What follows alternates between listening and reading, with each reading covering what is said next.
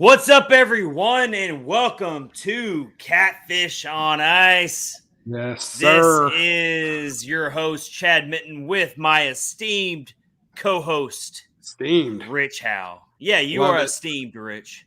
I love it. Yes, welcome Love in. it. We are getting ready for this game's got me fired up, Rich. I think you know why.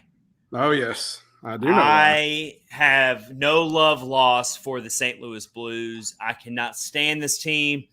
It's let me break it down for you, Rich. You've got the Chicago Blackhawks as 1A and the St. Louis Blues as 1B when it comes to my most hated teams. 1A and 1B. I can't put one team ahead of the other. I hate them equally. That is amazing. Yes, that's amazing. I cannot stand either one of them. And so I am fired up tonight, and I know that the Preds are up against a Blues team that is playing really solid, strong hockey right now. So we are up against a very difficult task tonight. Well, I don't like the Blues either. Okay. I know you don't. I know you don't. They're probably one of my top 2 or 3 that I dislike. We can still be friends. Yeah, I just don't. I don't like them either at all. I really don't like their goaltender. That's probably the main. I don't even think why. Well, Rich. I don't even think Blues fans like Jordan Bennington. I mean, he gets the job done. Don't get me wrong, but if you hook Blues fans to a lie detector, a lot of them do not like Jordan Bennington. You'd be hard pressed to find anybody that likes him. All right, we have Lindsay finally back with us. We have missed her so much. How are you doing, Lindsay? We missed you. She says she missed us. We missed you too. Well, that makes me feel good. But Lindsay, we have missed you dearly, and we're happy to have you back. This is some good mojo we have for this game tonight that Lindsay's back. I'm telling you. Absolutely. This is some good mojo we got working in our favor.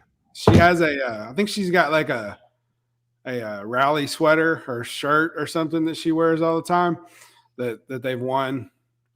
It's when they were on their win streak. She said she had a hoodie or something. I don't remember what it was. So we're in good hands tonight. So we are going to be following this game for episode 97 from start to finish. We are here for you. Here for you. All night. We're here for you. We've got Mike Twitter joining. Yo is what he says.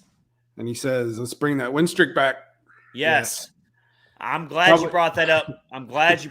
Mike Twitter. So guess what? I wasn't sure of this, but I felt this way, and I had to go back and look. The Preds have not lost more than 2 games in a row all season. That's crazy. I didn't realize that. Even in the beginning when they were struggling, I thought it was more than that. I remember you saying that it was 2, or you put it on Twitter or something. That's hard to believe, but yeah. So the Preds have had some stretches where they lost they opened up the season losing 4 of 5. Right. But they haven't lost more than 2 in a row all season. That's awesome. Yeah, that shows you that the Preds are a team that can make adjustments. They can figure some things out. They're not going to let things snowball into bigger problems. And so tonight's a big test. Because you are at the front end of a back-to-back against the St. Louis Blues, a team that you are neck and neck with in the Central Division standings. The Blues are playing some really, really good hockey right now. They're a well-disciplined team. They are a very disciplined team with plenty of veterans, plenty of players who will make you pay if you make mistakes. Self-inflicted mistakes. And the last time we saw all of our listeners was on Thursday in that horrible, ugly loss against the Buffalo Sabres. Oh, man. If the Preds repeat that performance tonight, this is going to be a blowout. Yeah. It will be ugly, just like that was ugly. It was horrible. It will be more ugly, Rich. It will be more ugly. It will. Yeah, I mean, St. Louis is tough. I'm not going to lie. We had them a little lower in some of the power rankings in the beginning, but I mean, they're tough. I mean, they are tough. I know the Predators have had good luck against them. You know, I think you put out something on Twitter. They've won like 5 in a row or something against them. So they've won 5 in a row. The last time the Preds lost to the Blues was February of 2019. So that's that was right. Pre-COVID, yeah. Yep. Yeah. That's right. Yeah, so the Preds swept the Blues. I remember that. The season before the season that they got cut short because of COVID. Yes. Yep. The Preds swept the Blues that season. They did. And then they've already beaten the Blues this season. Once. So they've won 5 in a row. And so the last time the Preds lost to the Blues, you had players like Wayne Simmons still on the team. You had Brian Boyle still on the team. You still had Kyle Turris. Showed your ears, everybody. Showed your ears. Kyle Turris was still on this team the last time the Preds lost to the Blues. It's amazing. That's crazy. All the people that have come and gone since then. And I still have a very deep hatred for the Blues because of what they did to Victor Arvidsson. That's where it started. Where it started, I'm telling you. That's where it started for me. I know that for a fact. Especially this was never really that. I mean, it's geographically speaking, it's a pretty big rivalry. They're very close to each other. But it was never really, in my opinion, never really a rivalry until the Preds fans really started understanding when Arvidsson got injured in that game, and he was never the same for the Preds after that. Absolutely not. And then the Blues, and then of course the Blues win the Stanley Cup. They win their first Stanley Cup. And you're talking about a Preds franchise that still is trying to win their first Stanley Cup. Yep. So now all these Blues fans kind of walk around with a feather in their cap because they finally got a Stanley Cup. And that's kind of where it comes from. Yeah, that game is where it started for me too. After Arvidsson was hit by what was his name? Bertuzzo. Yeah, Robert Bertuzzo. So when he hit him, Arvidsson was trying to get back up, and he was on kind of all fours. And Jordan Bennington took his stick and jammed it down in the back of Arvidsson's back. I don't know if people remember that. I do. I sure do, because that's when the hatred started, and then that's why one of the main reasons why I don't like Bennington. He's dirty. He is a very dirty player. He's a crybaby.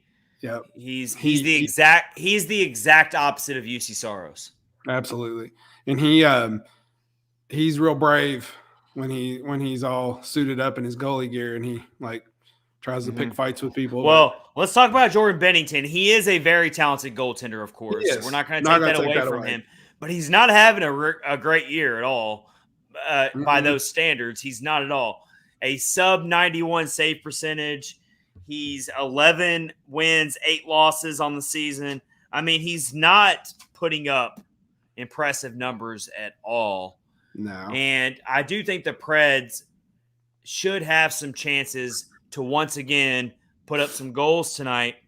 The big question that I have about this matchup is, can the Preds actually play smart at 5 versus 5 at even strength? Because the Blues are a very, very strong special teams squad. They are top 10 in both power play and penalty kill. Yes, that does not bode well.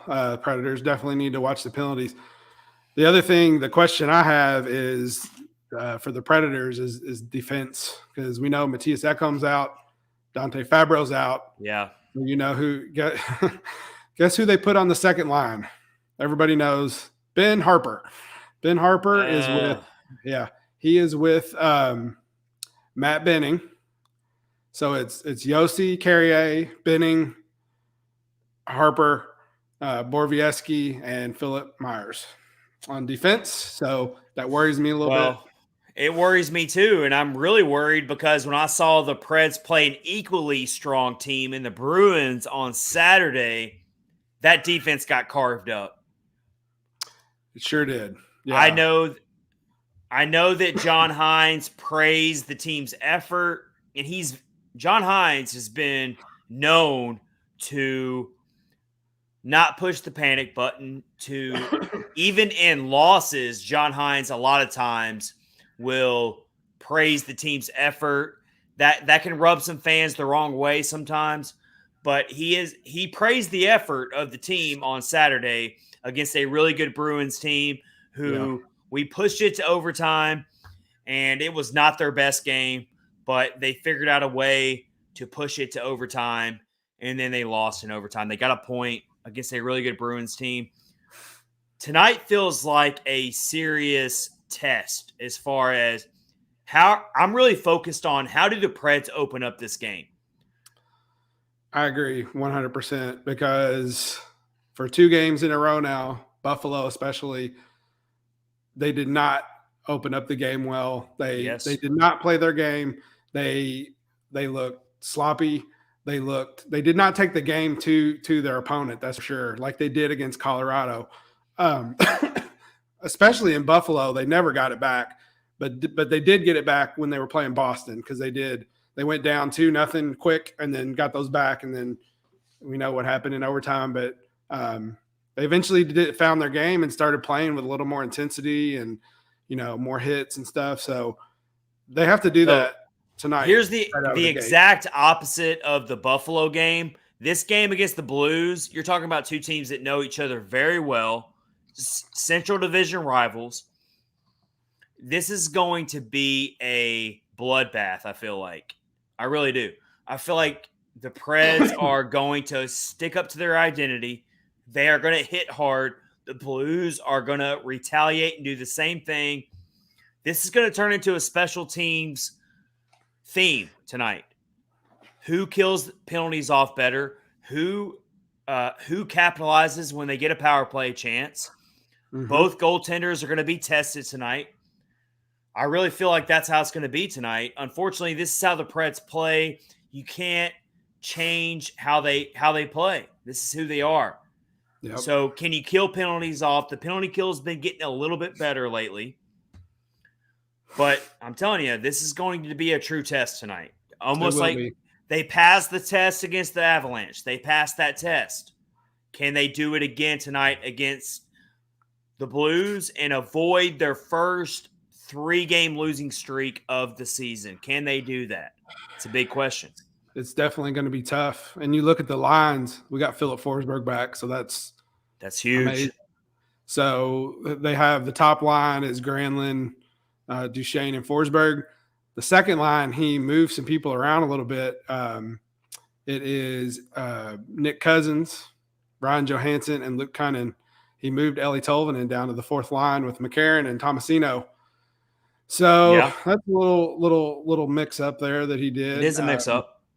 I don't know. Cousins seems like he's been playing a little better, and Cunning's played really well the past few games, even though Rich, it really fits into what this identity is that John Hines wants. Nick Cousins illustrates the identity of this team. Absolutely. He's not a big goal scorer, of course, but he is an agitator. He's a veteran. He is a veteran. He knows how to be in the right spot at the right time. And he has scored some big goals this season for the Preds. Yeah. But he's not going to wow you with these flashy goals like an Ellie Tolvanen can produce for you. So that I know that rubs some Preds fans the wrong way. They'd much rather see the younger players get elevated and get a chance. But Nick Cousins, it really embodies the identity of this team. And so that's why you see him up there. He does, and I'm okay with it because they're going to need to play really hard tonight and rough. It's going to be a rough game. I'm envisioning, like you said. And yeah, I don't know. I just don't think a game like this is somewhere where you want to put, Philip Tomasino up on one of the top lines or something. I know people don't want to hear that because everybody wants to see him get a shot, and he will get a shot. But I just don't think this is a game where you take any chances. So let's let you know what's going on tonight for episode 97 of Catfish on Ice. We're going to be watching this game with you from start to finish. So we hope you stick around with us. And of course, during the episode, we have some big topics to get into. We are going to talk about in our opening face-off tonight, our main segment, we are going to really talk about, are the Preds buyers again? Are they buyers at the trade deadline? We are 2 months away from the NHL trade deadline. And these talks are going to start ramping up. They're going to start getting more juicy as we get closer to that March 21st trade deadline. And I'm telling you right now, whether you like it or not, the Preds are going to be buyers. They are going to be buyers at this year's deadline. David Poile would not be able to resist trying to make that one addition to really boost this team's chances in the playoffs.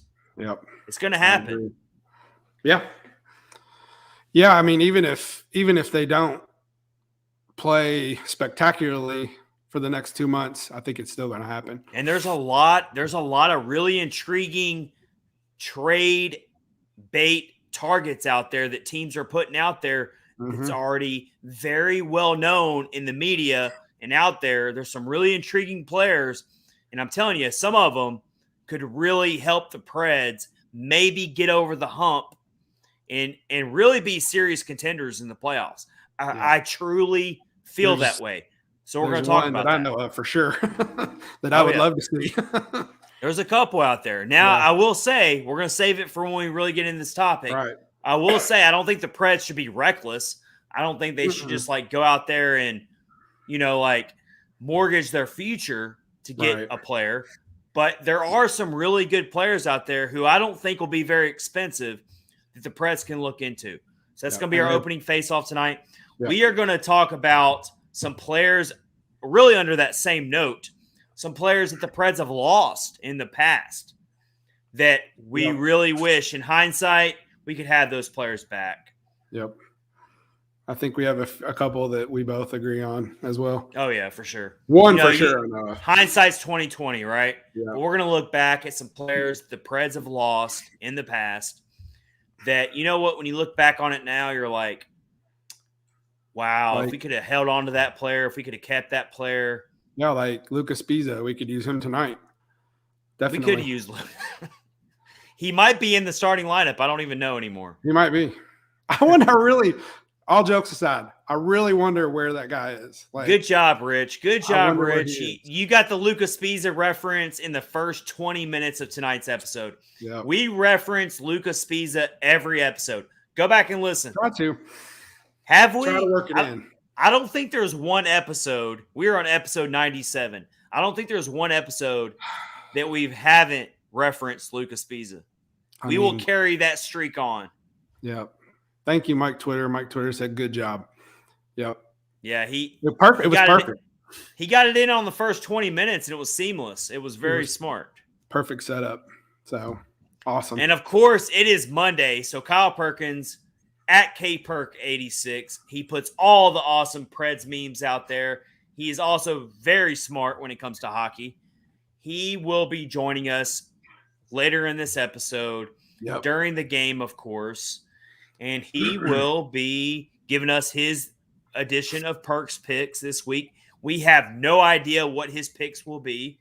It's the beauty of Perk's picks is that it's just as big of a surprise for us as it is for you. I have a hint. He was in our fantasy chat. Did you cheat? No, hold on.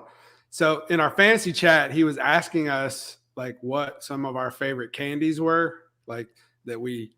I missed that. Yeah, it was something about candy. So I don't know. So we got okay. Go ahead. Well, all right. Well, Lindsay says you got to do something special for episode 100. as in like a week and a half. Yeah. Crazy. We do have to do something special for episode 100. How about we bring on our top listeners to talk with us on the episode? That's what we've been really talking cool. about. We want to do something special for episode 100, and nothing would be more special than bringing on our listeners who are just as knowledgeable about the Preds and hockey as we are, and they support the podcast. They are awesome people. We talk to them in private in our chats all the time. I would love for them to be on our podcast. So that's not this Thursday. That's the 27th. That's 100. Yep. So we would love that. Would be no better way to celebrate episode 100 than to invite our listeners on to the podcast, because they're the ones that make this possible. Yep. It's not me and Rich. It's actually the people who listen to our podcast and interact and follow us on social media. Those are the people who make this podcast possible. And for sticking around. Yes. We would love to have you on the podcast. So that's what we're planning for episode 100. Yep. All right. So we are getting ready for puck drop tonight of the Nashville Predators versus the St. Louis Blues. The front end of a back-to-back. UC Saros gets the start, which means that we should see David Riddick, I would totally expect, against the Vancouver Canucks on Tuesday. I would think so. I mean, UC Saros has been, we expected this going into the season. We all realized that UC Saros was going to be the workhorse. He's going to have to really be the Vezina trophy type of goaltender to push this Preds team over the top. Yep. Absolutely. I was really expecting to see Riddick play against Buffalo. That's what I would have done. Who knows? It might have been a different outcome. We just don't know, but we don't know. And that threw me that threw me off as well, Rich. It did. Go and ahead. I get that they need to test Saros, and he is on record as saying he wants to play every opportunity he gets, but we need him to not get hurt, and to just be available at the end of the season and not be burnt out. Exactly. So, Well, you also want David Riddick to be fresh. Absolutely. Yeah. I'm looking at it from a completely different perspective. I know Saros can handle the starts. I'm not worried about Saros. He's young, he's hungry, he knows that he is the franchise goaltender. I am more worried about David Riddick not being fresh. You gotta give this guy some chances to start. He shouldn't start only when it's a back-to-back. He is you signed the guy over the offseason, so you must have some type of faith in him. Why is he not getting more starts in certain situations? I don't understand it. I don't get it. He's proven over his NHL career that he is definitely a quality backup goaltender, and he's even been a starter in this league. So I thought he should have started against Buffalo. If you've got to start Saros every time, unless it's a back-to-back, then you've got bigger problems with your team. I agree. And especially what you said about him not being able to get in any kind of rhythm, that hurts. Our friend Lindsay, huge Calgary Flames fan, which was David Riddick's last team, told us before, like, he needs to get some starts to get in a rhythm. And he's just not getting it right now. And unfortunately, like, I don't know what's going to change. I mean, I would almost guarantee he's going to play tomorrow night, but assuming he starts against the Vancouver Canucks. Yep. Assuming he starts on Tuesday night, that will only be his 6th start of the season. Yeah, I don't know. I don't know why they do that. But I guess it's Hines' prerogative to do that. So let's see. Lindsay said this was a big concern last year, was him not getting games. At least he's used to playing Vancouver. That's true. Okay. That's true. Yeah, We'll see him tomorrow night. Also in Riddick's games that he has played this year, he has not gotten the beneficial treatment from his defense in front of him. No, he sure hasn't. He's played well though for the circumstances, but yeah, he definitely, the team in front of him not up to par. So feel bad for the dude actually a little bit. It's like, Well, so Riddick is for his individual personal self. He is in a prove it year for himself. He's trying to show teams around the league, hey, I'm still a starter in this league. And he's not getting a chance to show that this season. He's not getting a chance at all. Yep. So I hope that he can start getting some more starts under his belt. I think he's a very quality backup goaltender. And, he's kind of in a bad situation with the Preds because the Preds have Connor Ingram coming out of the minor leagues, who everyone expects to be UC Saros's backup eventually. And so David Riddick is kind of caught in this weird, holding pattern. Like he's the bridge to Connor Ingram. Yeah. And then after Ingram, you got the coming from heaven of Yaroslav Askarov. So exactly. So David Riddick needs a little bit more opportunities to actually show another NHL team that he's worth a starter's contract. Absolutely. But he hasn't gotten that chance. All right, so we are underway. Preds and Blues have dropped the puck. Okay. So we're underway. Go ahead, Rich. Take the fact that I don't like the Blues out of this, but those are the ugliest jerseys I've ever seen. Those are so bad. Oh my God. I just realized the Blues have got their is that their reverse retro jerseys? It might be. I don't remember. I think it is, because I remember that one episode when we revealed them and we were talking about how bad they were. I remember this is one of the ones going way back. Yeah. They were horrible. I would love for the Preds to surprise us all and wear a reverse retro jersey.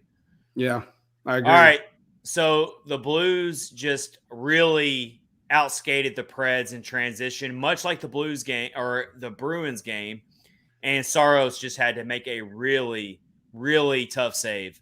Mm-hmm. I don't know if you're seeing what I'm seeing, Rich, but I am at 1840 right now, so you're about 20. You're 20 seconds behind me, Rich. Yeah, but I will say, the way this game has opened up, once again, the transition is a problem because the Bruins were skating freely in transition through the neutral zone. Definitely. But the Preds, they're responding right now. They've actually also put some shots on Bennington early on here. So you're seeing both teams actually trade blows early on in this game. Oh, that was a good hit by, was that Geno? Yeah. Geno just nailed somebody. I love that. Well, we can always count on him to do that. Lindsay was talking about Dave Riddick. She said he's someone that can give you at least 25 games. It's frustrating. I know he had to handle COVID, but it's frustrating, and it was frustrating last year too. Yeah. I don't think it's I don't know. It's not anything against him. It's just they're really trying to push Saros. They are into the role. He has the role now, but just being like the franchise guy, and he's never played.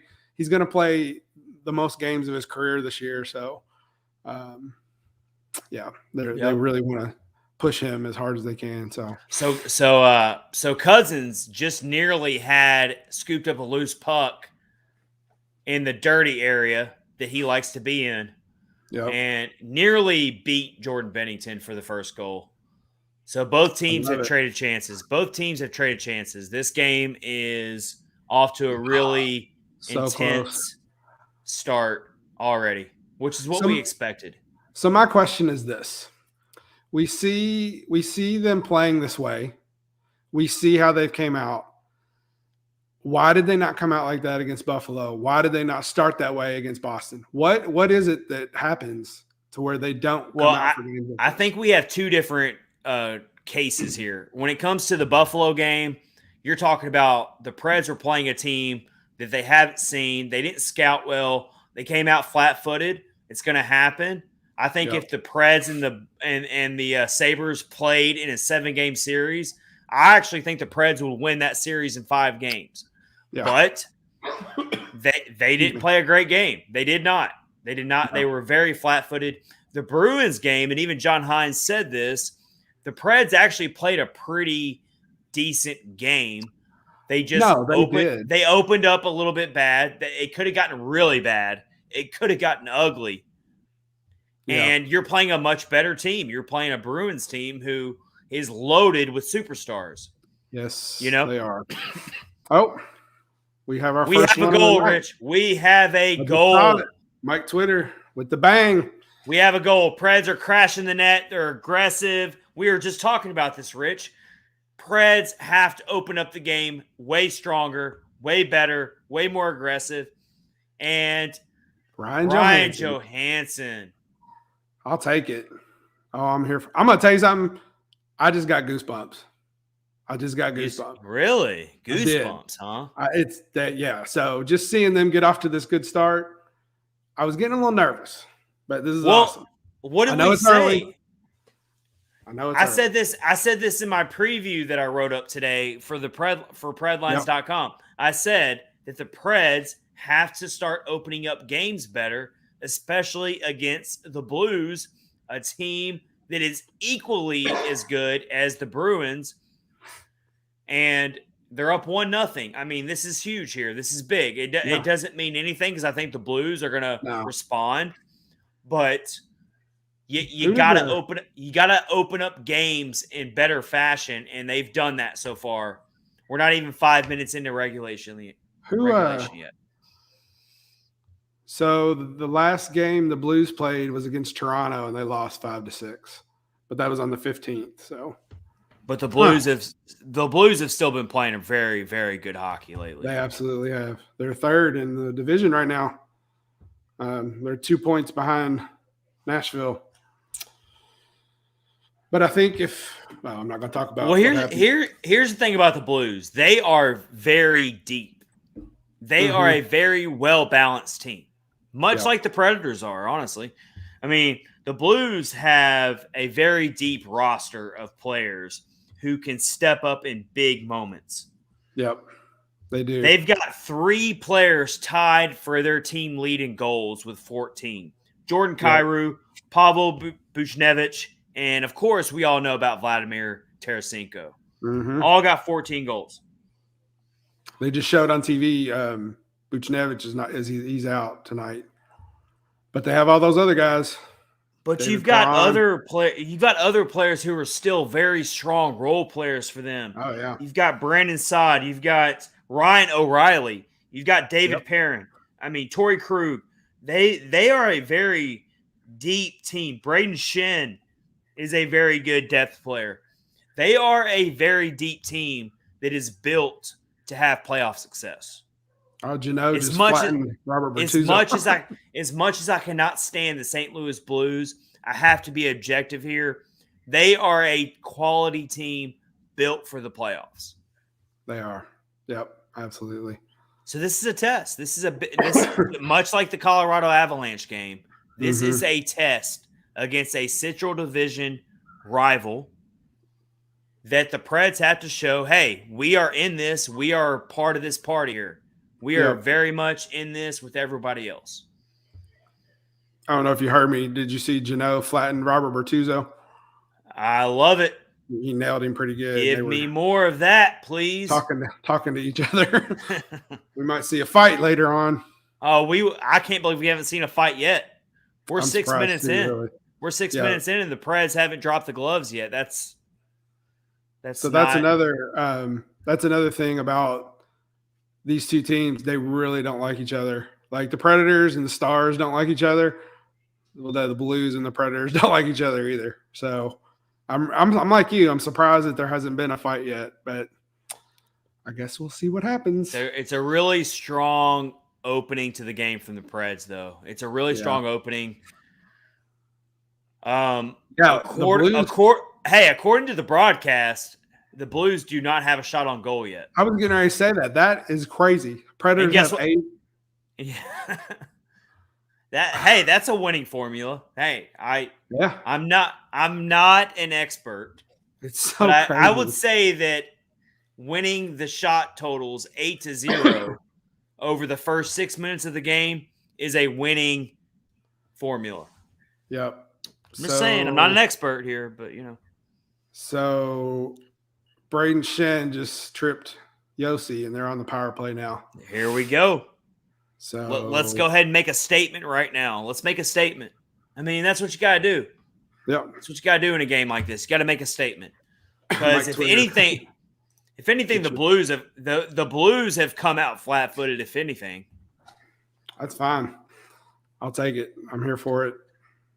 So to open the game, I referenced that UC Saros had to make a really difficult save. It turns out that was poke checked, and that Saros didn't have to actually make a save.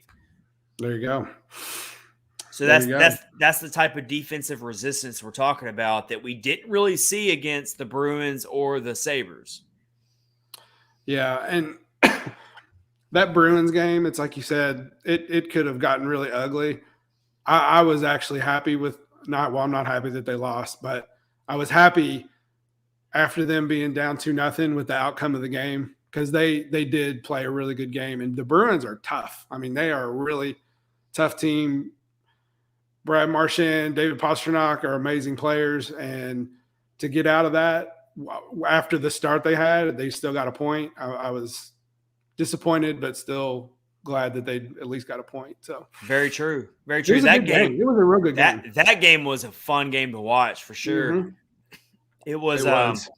And of course, Roman Josi got the really big time clutch, massive tying goal to get it to overtime. Yeah, we are going to list off our clutch performers of the week.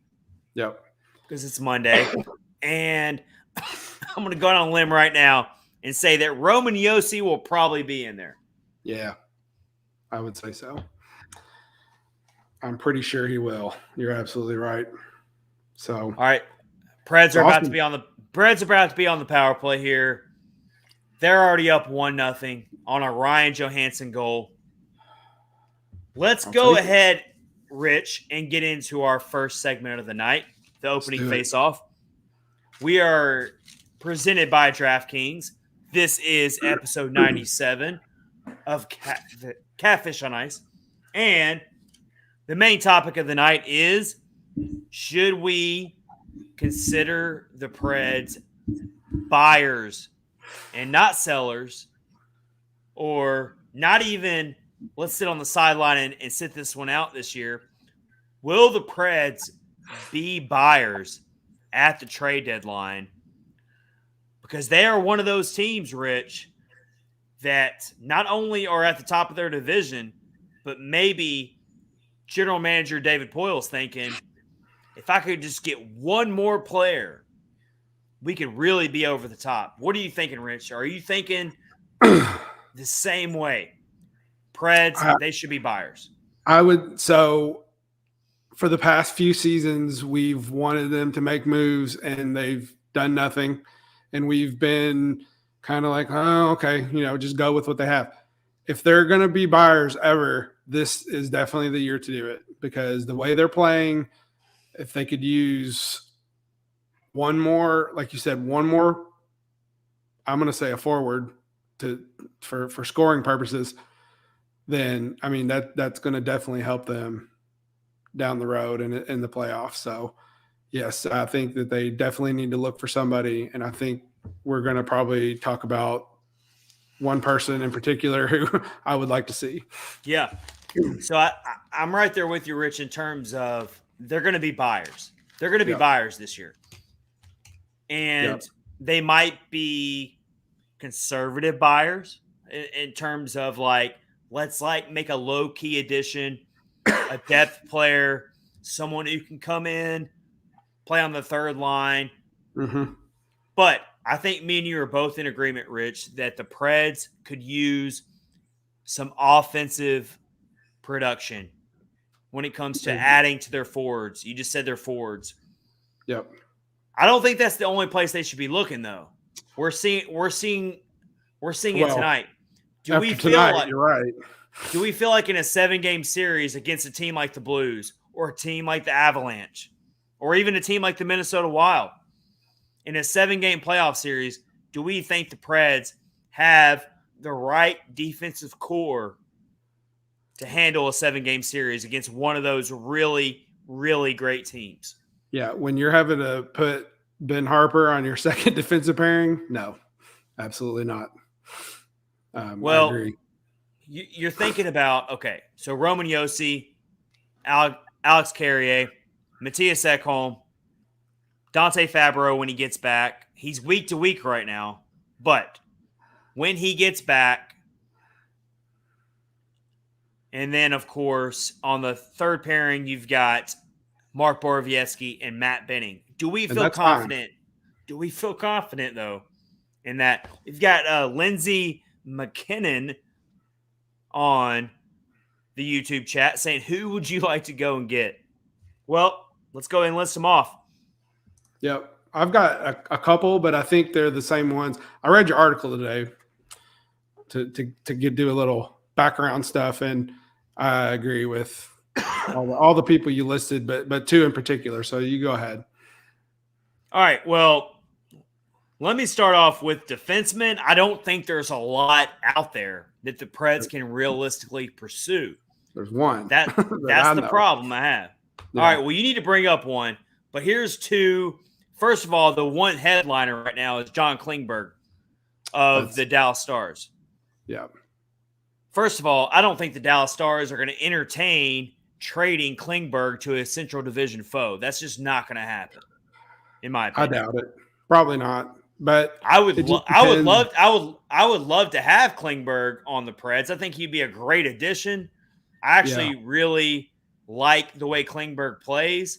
Mm-hmm. But I don't think the Stars would be willing to trade him to the Predators. I don't either, unless things just totally blow up for them in the next 2 months. And you've seen, that's funny. So Lindsey McKinnon is actually our friend Lindsay. She had to move to her laptop. That's funny. That's funny. All right, what's up, Lindsay? Anyway. Lindsay has 2 accounts. She's got 2 accounts. She's on her. You really could have messed with Lindsay. Lindsay, you really could have messed with us there. You had an opportunity to really mess with us. Yeah. So unless things go south, I think they might just entertain. They might wind up entertaining, any options, because we saw the other night the coach got fined $25,000 for slamming the wall with a stick, and he was not happy. So something's telling me that things are not good in the Big D there. So, but John Klingberg, I would love to have him. I think he's a really good player. So I think that would be pretty awesome. Him and Matthias Ekholm together, that would be a good pairing, I believe. Yeah, it would be a good addition, but the problem is, like I said, I think that the Stars are going to dish him. And here's the thing: Klingberg wants a trade. Like, he's not happy there. All the reporting is saying that he's not happy there. But I mean, all the power is with the Stars. Like, they have the power here to choose where they want to send him. Yeah. Holy crap! We have a fight thing. Oh, was that Ben Harper in on that? That was Ben Harper. He just nailed Bertuzzo.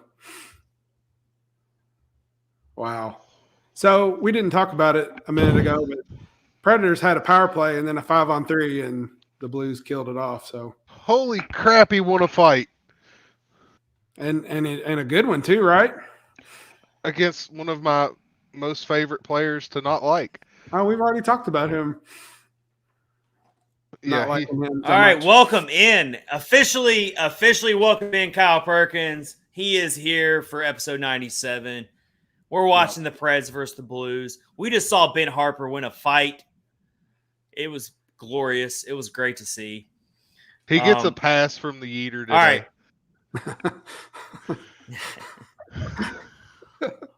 All right.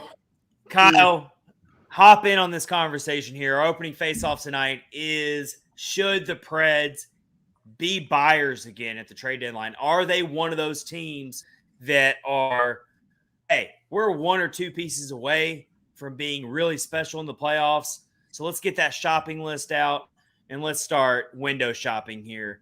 Because, Kyle, I got to tell you, man, I know you've seen this too. There are a lot of really intriguing players out there who are on the trade block right now, and we're only 2 months away from the trade deadline. That's going to sneak up on us. Kyle, what's your initial thoughts right now about that when you think about the trade deadline and what the Preds are, maybe what they will do and what their strategy will be?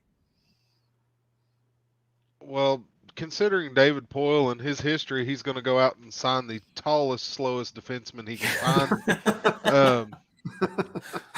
And for some reason, and trade a draft pick for it. Personally, I wouldn't really mess with it much, honestly. You've been setting your team up to have success more down the road. They're doing well this year, but they're building for the future, not for this particular season, I would say. So I wouldn't really go mortgaging the future for this team. Maybe next year you start being a buyer if they're still producing at this same level, because I don't think they have enough scoring to get them into. Lindsay says, "Oh, your GM does that too." Yeah, I'm pretty sure y'all have one of our players that was one of those acquisitions. A couple, good Branson and Richardson. Yeah. Yep, both of them went to Calgary.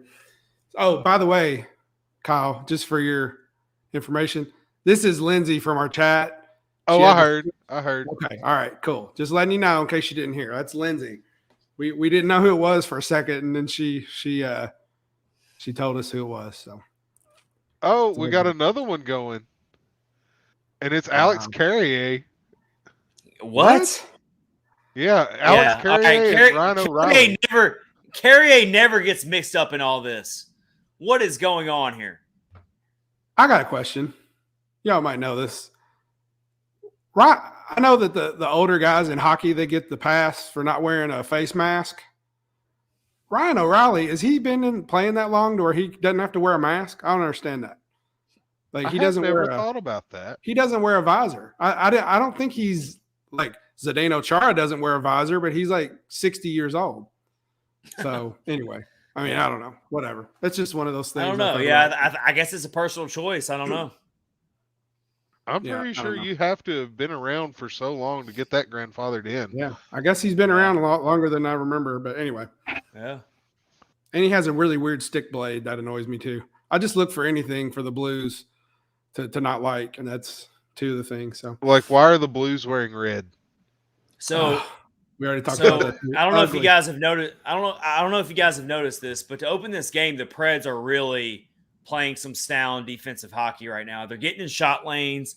They are playing a lot smarter than they have played against the Bruins and the Sabres. They have come out here focused tonight. They're not making a lot of mistakes, and they're making it hard on the Blues to find open shot lanes. That's kind of what I'm seeing so far. They're making they're playing 14-3. They're playing much better in front of their goaltender UC Saros, which, I mean, Saros is always going to bail you out even when you don't play your best. But when you do play really good, sound defensive hockey, he's really going to bail you out a lot. So that's what I'm seeing so far in the first. Did you see Benning just move the guy off the puck?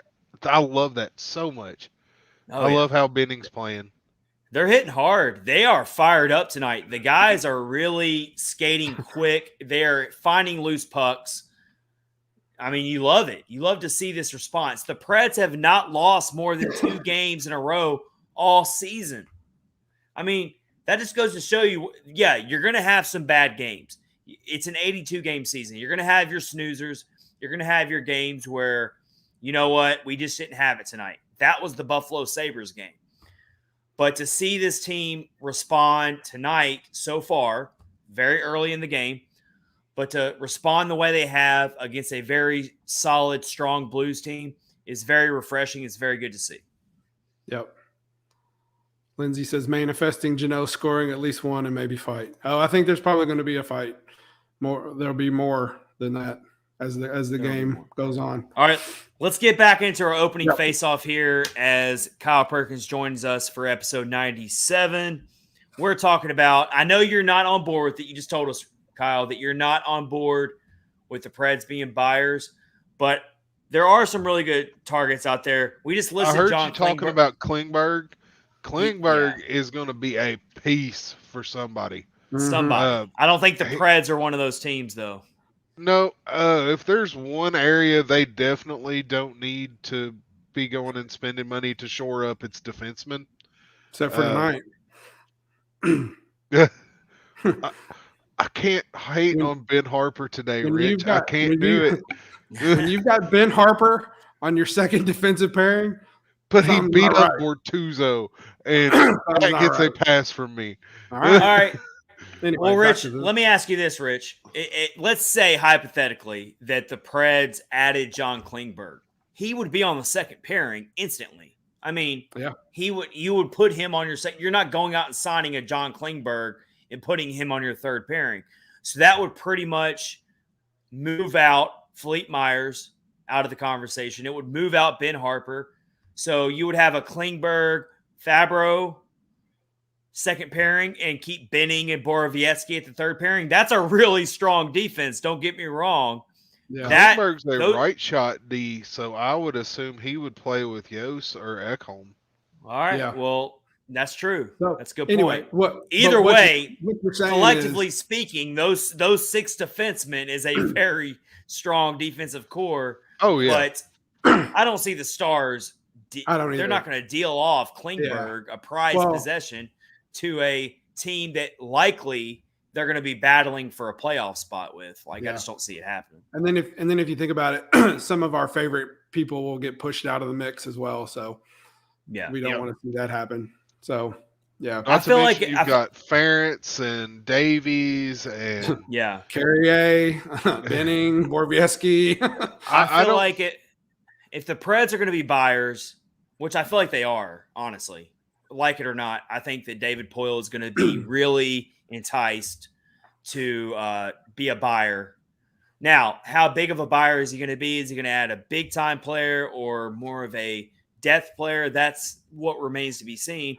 But there is some – I feel like you need to at least window shop with some of these scoring wingers that are going to be available.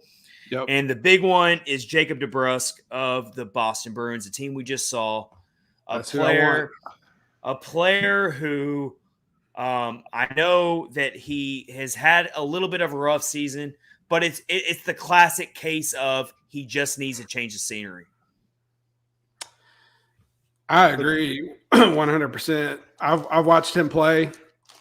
He is a very good player. He is a go-getter. He's on a Boston team with obviously a whole bunch of superstars, and it's like he just needs to change the scenery. 2017-18, 43 points. He has, I think that was his first season in the league. That's strong. And he followed it up in 2018-19 with 42 points. I would take him on the Predators in a heartbeat if they could work it out. It wouldn't even be a question. That would be amazing. I think he could really help them a lot. He's only 25 years old. He's still one of those players entering the prime of his career. Yep. And this team has always lacked really strong wingers, like strong scoring wingers. Mm-hmm. They've never had a truly elite scoring winger. Forsberg's as close as they've ever really been. Exactly. Yep. Exactly, Kyle. And I feel like the Preds would be a really easy suitor for the Bruins as far as, okay, we'll trade you to a Western Conference team because general manager. What are you going to have to give up? That's likely some draft picks. Because I don't think Debrusk is going to challenge a super high thing outside of some draft picks. That's the big thing. And they've got the money. His cap hit this year is $3.6 million. All right. He's not exactly expensive. Yeah. We got to cut in here because we have another Preds goal. Oh my gosh, are you kidding me right now? And we just talked about Philip Forsberg, and guess what? It didn't take a rocket scientist to figure out that the Preds were missing. Oh, that's filthy. Muscle. Oh my gosh, that's filthy. We didn't need a rocket science to figure out that the Preds were badly missing Philip Forsberg in the last 2 games. What did I tell you, Rich? When we were watching the Buffalo Sabres game on Thursday, what did I say? I said, this is a game that you need a Philip Forsberg to just will his way to a goal. Yep. And that's what Philip Forsberg just did just now. He literally powered his way to a goal. Take that. Oh, yeah. That was awesome. Love to see it. Lindsay says, so gross. Yes, that was. He just held him out there with his arm and just with his off hand scores the goal. That's Lindsay. Did you see? Lindsay, you're about to get another so gross moment. Did you see when it went in? Like he didn't hook it back in; it went like straight in. Like yep. Bennington was expecting it to hook. Oh, back it's in not Bennington. Oh, it's not Bennington. It's Husso. Oh, yeah. I didn't even pay attention. Oh no. Yeah, that's what I was trying to tell you guys. Like, hey, let's go ahead and bring it down a notch because the Blues responded quickly. Redirect goal. Look at Have that. you noticed UC has his dog on the back of his mask? Does he? Yeah. His dog's awesome. Yes, that is a beautiful puppy. Yeah. All right. That was a classic redirect goal where the goaltender is just like dead to rights. I mean, okay. We might have to fire the Yeater up because he passed that right through Ben Harper's feet. Oh, he sure did. Right through the legs. I mean, and Saros, there's nothing Saros can do about that. Yeah, that one's not on Juice. I know I say that. Harper. See? And here you go. Here it is.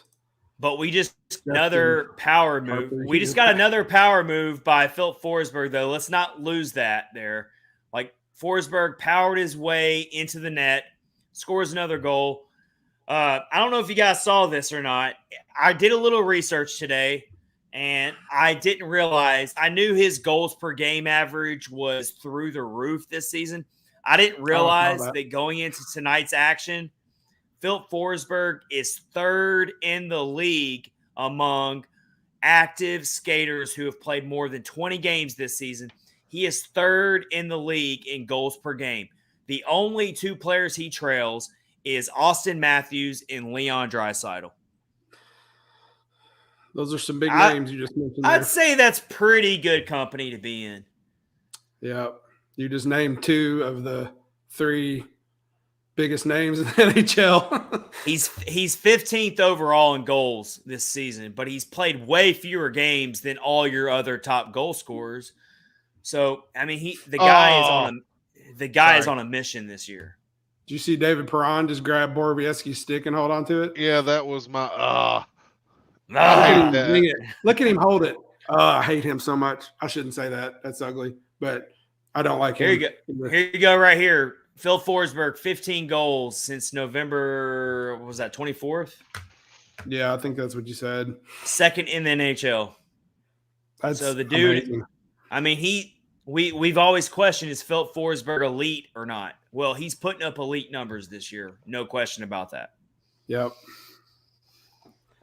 Well, I'm glad you told me that Bennington wasn't playing because I didn't pay any attention, and I would have said it all night. Yeah, he would have already tried to fight somebody by now or throw his stick at somebody. I've got it on my computer monitor, and it's not very clear. So, all right. So let's get back to this. Yes. Should the Preds be buyers here? Again.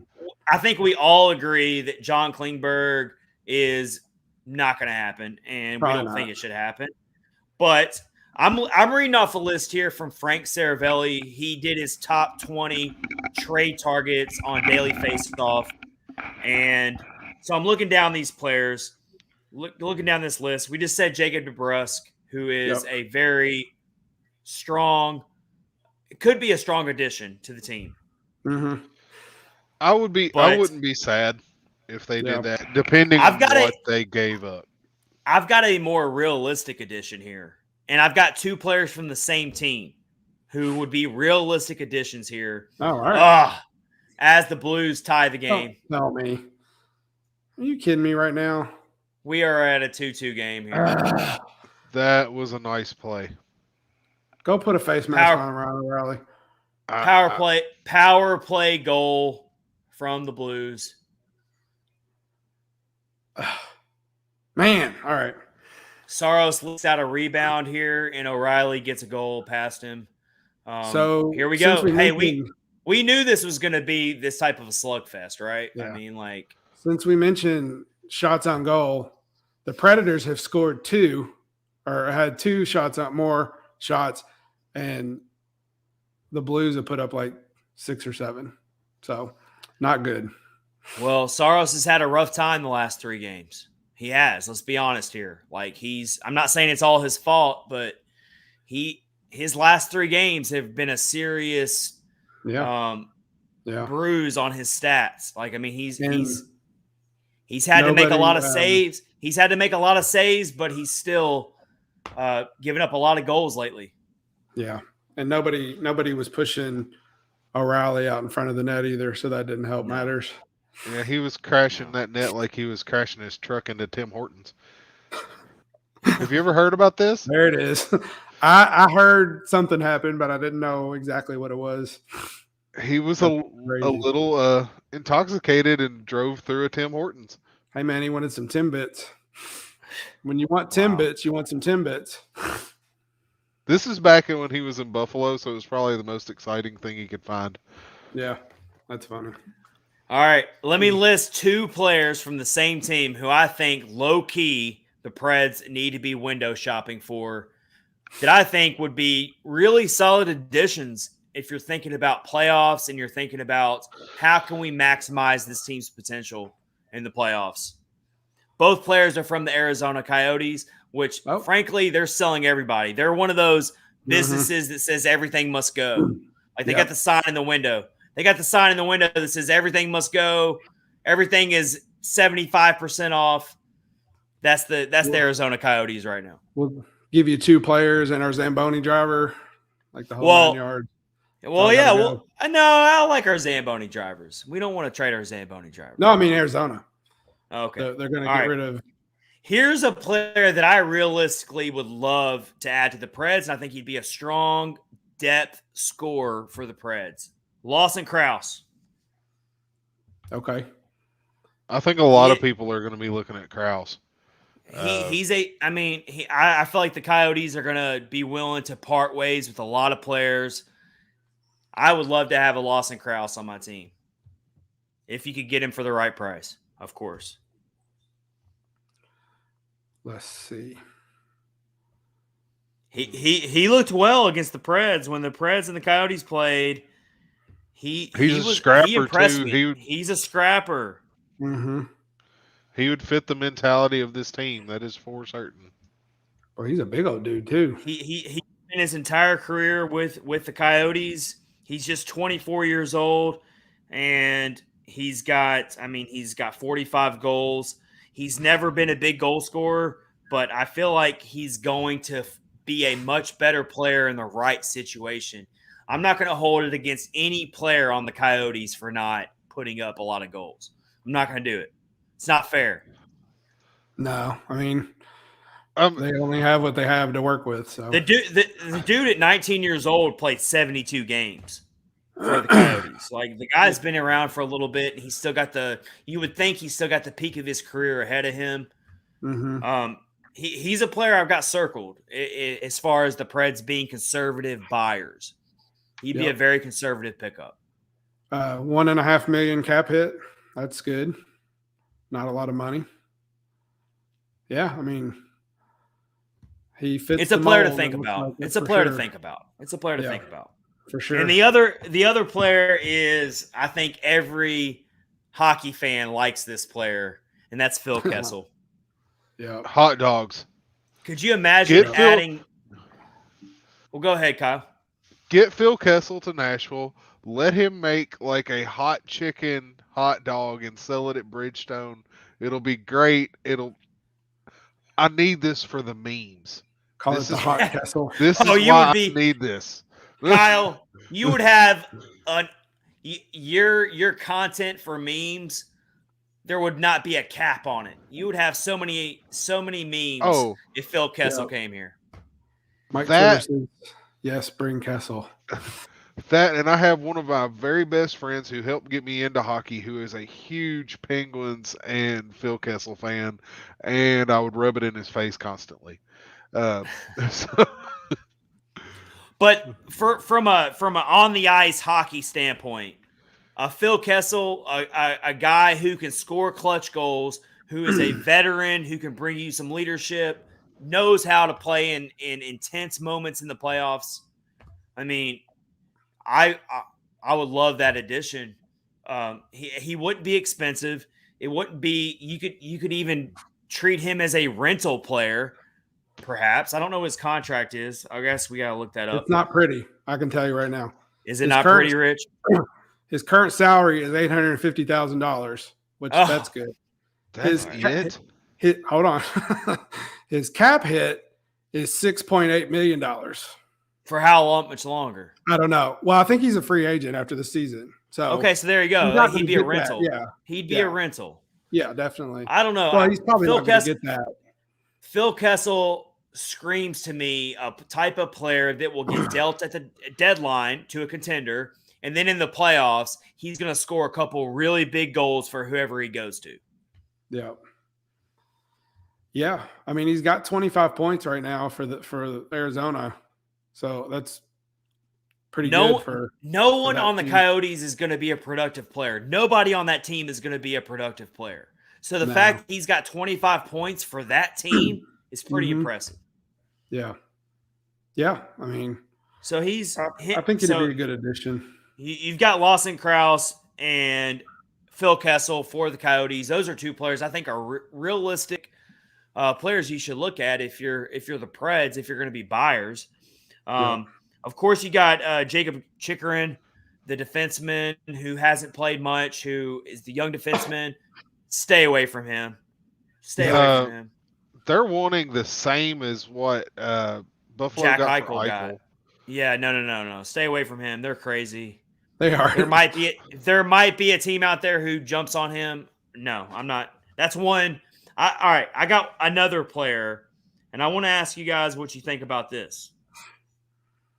Max Domi for the Columbus Blue Jackets. I saw him on the list. I feel like he's worth entertaining. He is another player who I feel like is disgruntled, but is a former really strong offensive player, a centerman too, I believe. I mean, I feel like maybe I'll put a maybe on that one. He played well for Montreal. I'm looking at his numbers.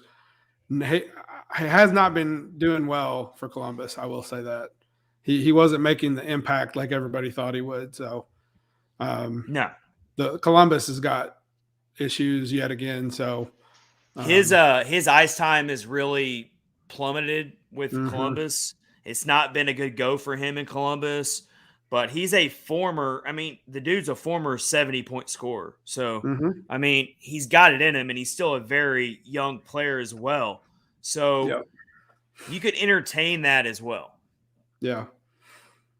Yeah. I mean, I think it'd probably be worth looking at. I'm just telling everybody, and I know. So Kyle says like he'd much rather the team move forward with what they have, and I'm not saying that's a bad choice at all. But I'm telling you, Poyle is going to be enticed to go all in and swing for the fences. I mean, why wouldn't you? When you've got a team that's in first place, that's outperforming preseason expectations, you can't help but look at your roster and think, what could I do to really put this team over the edge? It's going to happen. It's a question of what are we going to give up here? Are we going to give up some draft picks? Are we going to give up a good young player or prospect that we have a lot of high hopes for? That's where it gets really difficult because you don't want to see Poyle do that and then the team loses in the first round anyway. That's the fear. So, I have agree. you all seen the thing that Dom Lishizens from I know the who you're talking Athletic? about. I know who you're talking about, though. Yeah, I'm I pretty can't sure he pronounce his doesn't even last know name. how. Yeah, I don't think he can either. But Who is it on Twitter? yes, but he writes for the Athletic and he makes a lot of really interesting stuff. But he made player cards for every single player in the league, and it has their goals, assists, points, offense, defense, and his game score value added metric, which Yep. is his thing. And I'm looking at Max Domi right now, and his salary is 5.3 million, but his market value, which is basically what he's worth right now, is 2.7. So he is drastically underperforming, and he's went from game score value added 18-19 2.7, 19-20 1.2, 20-21 negative 0.1. Wow. Mm. So I found Dom. His last name has a lot of consonants in it. Yes. Wow. I'm not even Many. gonna try it. I'm not even gonna try it. Like Anyway, I said, right. the it's shiz is in. All right. So I think we're all in agreement that if the Preds do decide to be buyers, they need to go conservative route. We would all love Phil Kessel, I think. But I would take him. do you guys got any other players out there that you've maybe seen that are possibly available that you would want the Preds to maybe think about? Or When I read your article, I think you mentioned Hurdle. no, I mentioned him because he's like the top prize. Like there's a lot Yeah. of teams. I think he'd be way too. I don't think the Preds should go crazy Yeah. here, Yeah. and because like Kyle said, you're already building Even a something mortgage. really strong here. Why would you risk messing that up? Right. But I don't think there's any harm in trying to add a couple players that could boost your depth because I don't think the Preds have the offensive capabilities to really go deep in the playoffs. I'm just not there yet. I You've don't got to either. start. You've got to start giving more goal support to UC Saros. And if you want to really balance out this team to be a deep playoff contender, you're going to have to get some more offensive weapons on this roster. I just feel that way. Yeah, I agree. Yeah, Phil Kessel. Just trying to look at the list real quick. Patrice Bergeron's a free agent. Evgeny Malkin, he's a free agent. Yeah, no. will Come be. on, Rich. Come on, Rich. Be realistic here. Here's one they need to sign. One Philip Forsberg. Yeah. Hey, there's another on the player list. out there, a former Pred, who they're trying to Oh. say he's also out there, and that's Patrick Hornqvist. Oh, yeah. Oh, I thought you were going to say Radulov. Yeah, he's on the list too. No. But Patrick Hornqvist is out there for the Florida Panthers. He's another one of those veterans who could you count on him to maybe score a big goal in the playoffs? Maybe. I'm not saying the Preds are going to go out and get him, but he's out there. This is all I'm saying. He's out there. Callie Yarncroft's a free agent. Or will be. Kyle What- Turris is a free agent. What Hey, about you stop, Rich. Rich, you stop right now. Okay, I have one that. What kind of shape is Philly in this year, standing wise? Not good. They're a mess. They're a mess. They've been the other night. The Flyers have been one of the biggest disappointments over the last two seasons in the entire league. I mean, you want to talk about a team that's crashed. They were considered a decent team, and then they just completely crashed. Who are you getting ready to say? Claude Giroux.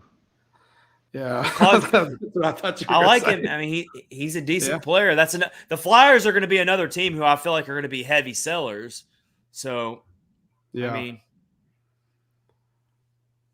yeah, that's the team the Preds have to look at, though. If they're going to be buyers, they got to look at teams who are not trying to get too much for some of these players, some teams that are desperate to unload some of these players.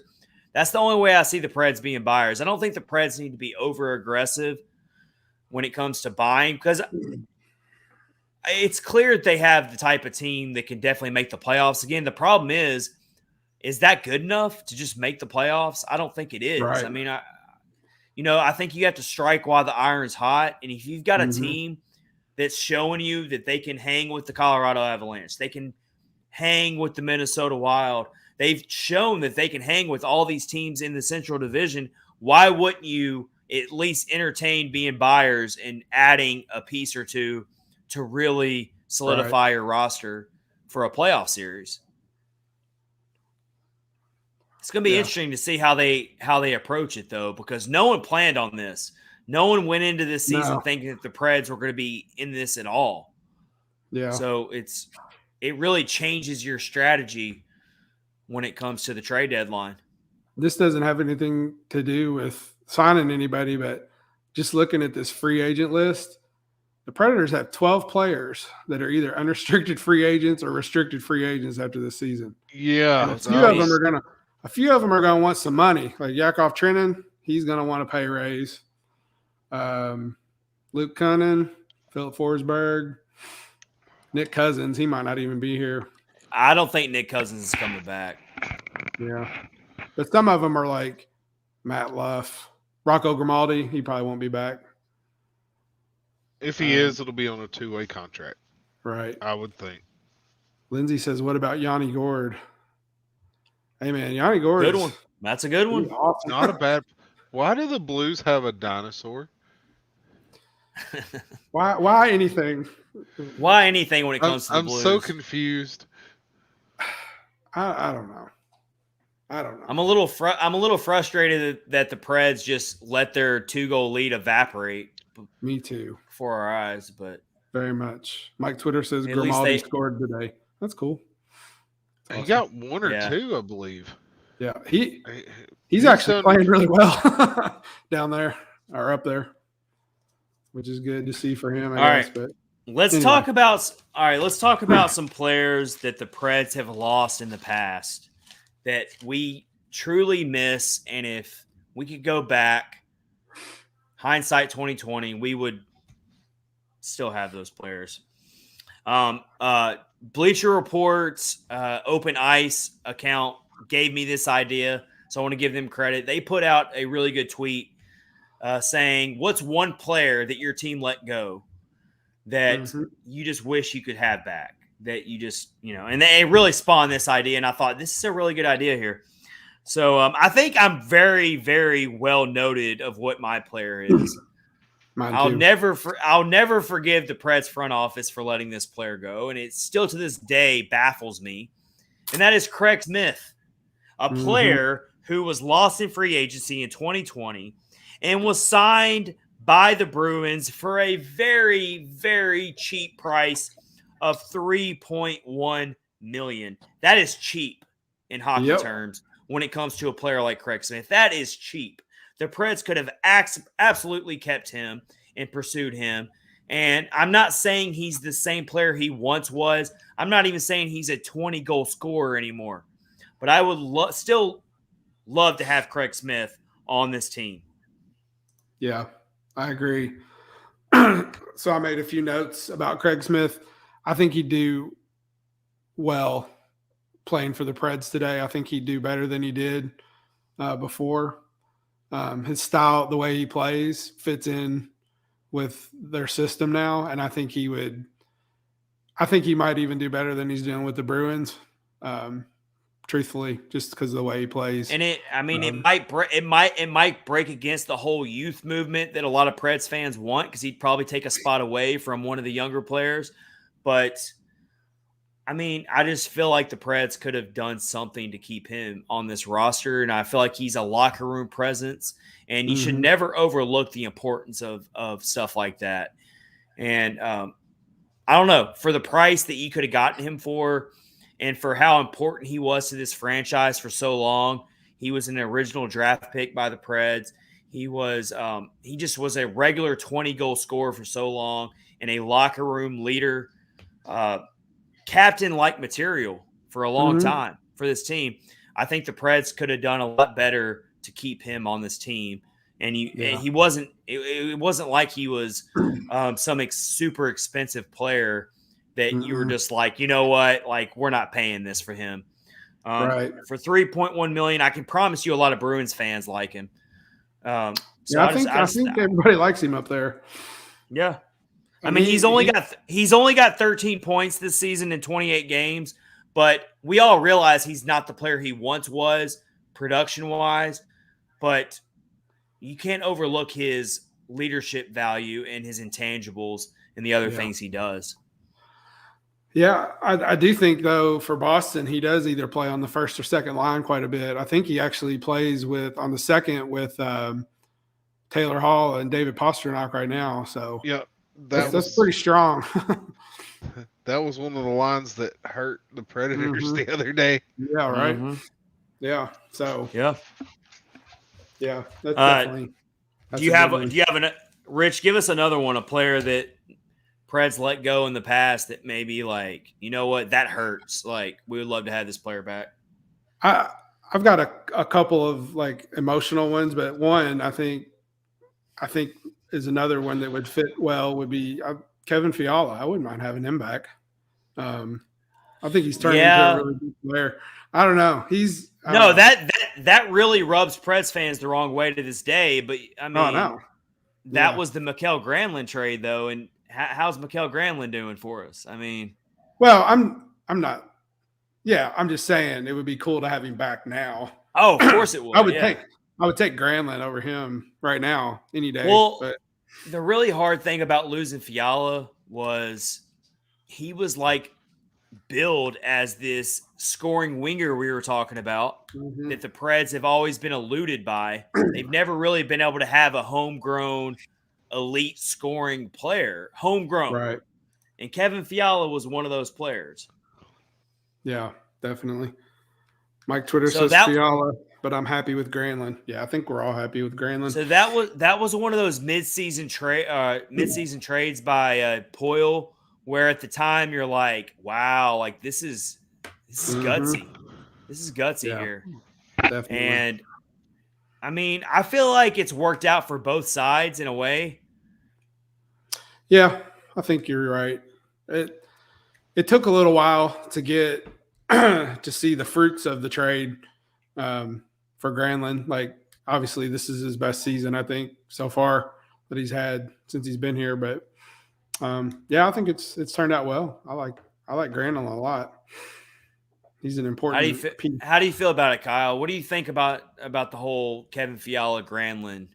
Looking back on it now, it's going to take a fair few years before that one gets all the way figured out who won or lost that trade. Granlund's arguably the MVP among the forwards right now because as much as Forsberg is getting the accolades, he's always getting set up by Granlund. God, what a shot. Yeah. Ow. Blues have taken the lead here. I feel like I'm seeing it.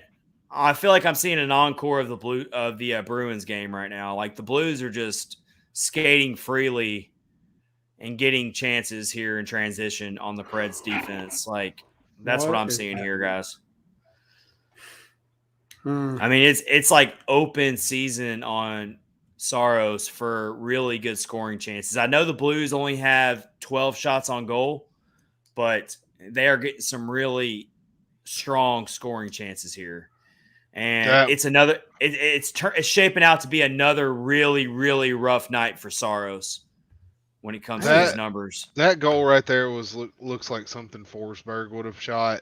It was one of those really big angle against the goalie, and he had about a 2-inch spot to put that puck. That was, you really can't complain about that one. That was but Saros' troubles continue, though. I mean, spanning over the last 3 games, he's really had a rough time. I'm not saying it's all his fault, of course, but like, I mean, he's really been under fire. in his last few games here. Yeah. Man. But you going back to what y'all were talking about, Nick Benino would be one for me. I liked him a lot. I really liked favorites. Bones. I like Cunnin, who we got in that trade, but I just really liked Benino. He seemed like a really good glue guy of your locker room. Yeah. Benino was a great addition at the time from the Pittsburgh Penguins. You know, Benino was part of that Stanley Cup team that beat the Preds. And then he was on that HBK line. And he came over that offseason, and it was I remember it clearly. Penguins fans were not happy about losing him at all at the time. And Benino was a glue guy. That's a perfect way to describe Nick Benino. He was a glue guy. And I remember that draft day trade. And I remember thinking, like, well, okay, at this point, the Preds are, like, definitely going in on a rebuild here. That's what I felt about it. That's the only reason why you would send a player like Benino away is you're investing in younger players. And Luke Cunnin was very much an unproven player that didn't work out in Minnesota at the time. And, I mean, me and Rich couldn't even pronounce Luke Cunnin's name right at first. So that's how unknown Luke Cunnin was. Episodes. We were calling him Coonan. You know, I will say you gotta go ahead and at least for now say that was a really strong trade at the time, because Luke Cunnin has definitely become a very important part of this team. Yeah, definitely. But I do miss Bones. Nick Benino was a really strong part of this of the team as well. So you do miss a player like that. He was always a fun interview to watch. I've got a good one here. Guys. Ryan Hartman. He only played one full season with the Preds. Came over here from the Blackhawks at the time. It's another player that would fit perfectly into this team's identity and the way they play. And you want to talk about a player who is drastically underpaid? Ryan Hartman is making $1.7 million a year, and he leads the Minnesota Wild in goals this season. Your leading goal scorer is making $1.7 million. That's pretty nuts. That is nuts. Hartman was traded in February 2019 to the Flyers for, wait for it, guys. He was traded away for Wayne Simmons. Wayne Simmons ended up being a rental player for a Preds team that lost in the first round to the Dallas Stars. So a complete waste of a trade because Wayne Simmons did not stick around. Nope. Such a bad, horrible miss by David Poile was trading away Ryan Hartman. Yeah. Yeah. That didn't work out too good for him there at all. That's crazy. I'm telling you, at the time, Preds fans loved Ryan Hartman. The dude was a bulldog. He was very much like a Luke Cunnin in a way. He reminds me a lot, same type of player, just a hard-hitting player that can score goals, but will play physical, a very physical defensive type of forward.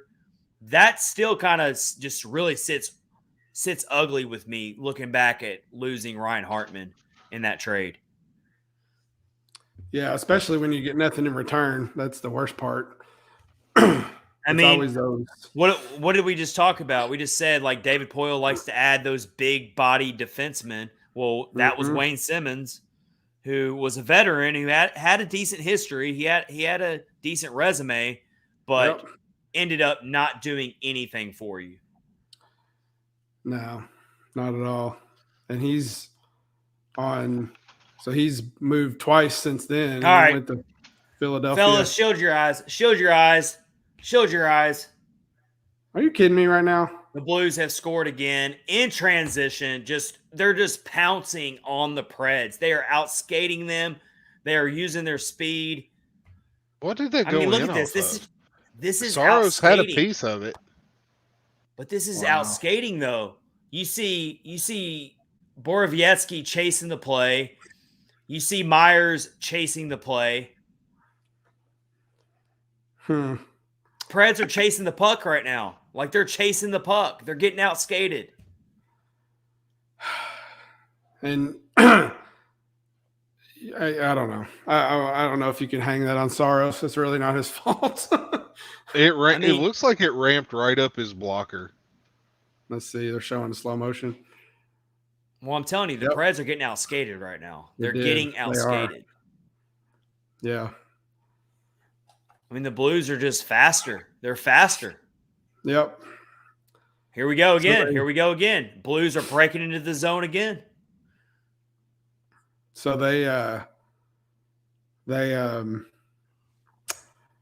got off to a good start, had the intensity going, and now this is getting away from them. Definitely. But we saw this same thing happen against the Bruins, and the Preds made a comeback. So I mean, there's still a lot of time left. There's a lot of time left in this game, but I'm telling you, the Blues are headhunting right now. Like, they are out skating. They're completely out skating the Preds right now. Yeah.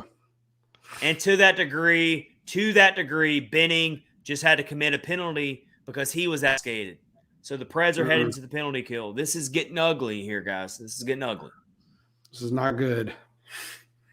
All right. To that note, let's go ahead and get to our DraftKings sponsorship. It's the perfect time for that because let's step away from this game that's completely getting away from us right now. And let's give a shout out to DraftKings here. We got the NFL playoffs going on right now. The Titans are about to host a playoff game. It's going to be a lot of fun. So the NFL playoffs are here, and DraftKings Sportsbook, an official sports betting partner of the NFL, is kicking things off with a huge offer. Huge offer for you. Counting down to Super Bowl 56. Coming with us here. And the Titans are right in the middle of it. We just watched a lot of really awesome games over this past weekend. And we want you to get in on the NFL action with the DraftKings Sportsbook app. So download the DraftKings Sportsbook app now. Use promo code THPN and get 56-1 odds on any NFL team. Bet just $5 and win $280 in free bets if your team wins. That's promo code THPN in this wild card weekend and also the next round of the playoffs. An official sports betting partner of the NFL. Must be 21 years or older in New Jersey, Indiana, or Pennsylvania. New customers only. Minimum $5 deposit and $1 wager required. One per customer. Restrictions apply. See DraftKings.com/sportsbook for details. And if you have a gambling problem, please call 1-800-GAMBLER. If the sportsbook is not available in your state, you can still play for huge cash prizes with DraftKings Daily Fantasy. So go do that. All right. Yep. So the Blues are back on the power play here, starting to get away from us. It's a perfect time for Kyle Perkins to take us into our Perks picks. I can make us all. Let's make us all feel a little bit better here, Kyle. Yes. Well, we need the theme of the day is sweets. There you go. All right. Yeah, I know. Random. So we're going to start out with your plain old generic Hershey bar. And that was the losing in overtime to Boston. It was okay, but you were left wanting more, and you weren't really super impressed by it, but you weren't that disappointed either because they played well against a good team. Missing Forsberg and Ekholm, Bruins had everybody. So, not good, not great, but not bad. So that makes sense. That's kind of how it felt. Yeah. Sense. Yeah. You were disappointed, but kind of. You weren't wanting to kick a TV over or anything. Yeah, definitely. I was about ready to kick a TV over with the way the game opened. Yes. Yeah, that was bad. Definitely bad. Yeah, it got better, though. It got better. The Preds responded, and they made it a game. But, yeah, one of those losses where you're really happy that they got a point. Mm-hmm. So, our next one speaking of bad, I don't know about you gentlemen, but I love jelly beans. But there's always the black jelly bean. Starburst jelly beans are the best. I do like Starburst Starburst jelly beans, but Starburst jelly beans are a category of their own. I do not like regular jelly beans. Anyway, we're talking about regular jelly beans here, though, I'm right, talking Kyle? about the ones Nasty. you got from your grandma when you were a kid at Oh. Easter. they were Yeah. usually all stuck together. Yes, Yeah, nasty. but specifically the black ones No, that tasted like death. Licorice. It was licorice. Yes. they're licorice. And Yeah, nasty. and I like licorice, and I don't even like these things. Nasty. Eh, Blah. that All right, was what are you about to compare it to? the loss to the Sabres. Oh, yeah. That's perfect. The black licorice. Because jelly it bean. was just, it was bad from start to finish. There was That was almost as bad as the Canadians lost to the Canadians. That's the only other game I can compare it to this season. yeah, Yeah. it was. It Come was on, so boys. sloppy. Just Oh gosh. They just had a 2-on-1 and they missed it. That's all right. We have some life here. Palmacino. We have some life here. The Preds responded and killed off a big power play, so they're still only down 2 goals. So we need to see this team respond to adversity. There's no reason to think they won't. They've done it all season. Absolutely. One thing we know about this team is they don't pack it in. They normally keep fighting, and they normally, when you want to count them out, you shouldn't. So Yep. Absolutely. let's see what happens here. All right. So, our next one is 2 different items that go together as a package deal. And that would be candy corn, which is pretty universally unliked, and peanuts. Yes. I love peanuts. But if you mix candy corn and peanuts together, you get something that's almost like a payday. That's pretty good, actually. It's I'm thinking pretty- trail mix. I'm almost thinking like trail mix here. Like you mix raisins are disgusting, but if you mix raisins in with trail mix, it's okay. Yeah. So those 2 are going to be Matt Benning and Mark Borowiecki. There you go. Oh. Because when on their own, neither of them are probably your favorite player on this team. But when paired together, they normally do well. They're normally pretty good. And we're seeing that in this game because they are split up and things look discombobulated on defense. Mm-hmm. Good point. That's a good way to put it. When those 2 are together on a defensive pairing, things just look better. They really do play well together. They complement each other really well. Yeah. Yes. Actually, they're on the ice together right now, so they might have swapped those pairings. But that's the problem we're facing tonight when you don't have Dante Fabro in there. Yes. Who I love to see is if that comes. Yes, that's true too. Yeah. I mean, this defense is stretched thin right now, unfortunately, and we're seeing it tonight. The Blues are skating freely right now for the most part. That's how they've scored pretty much all of their goals tonight, is just really outskating the Preds.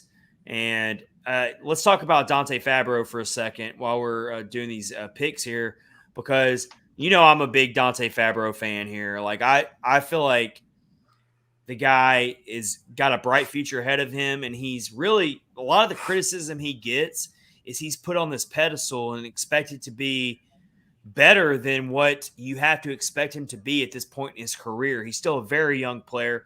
He was thrown into the mix very early in his career and asked to be a second pairing defenseman, basically.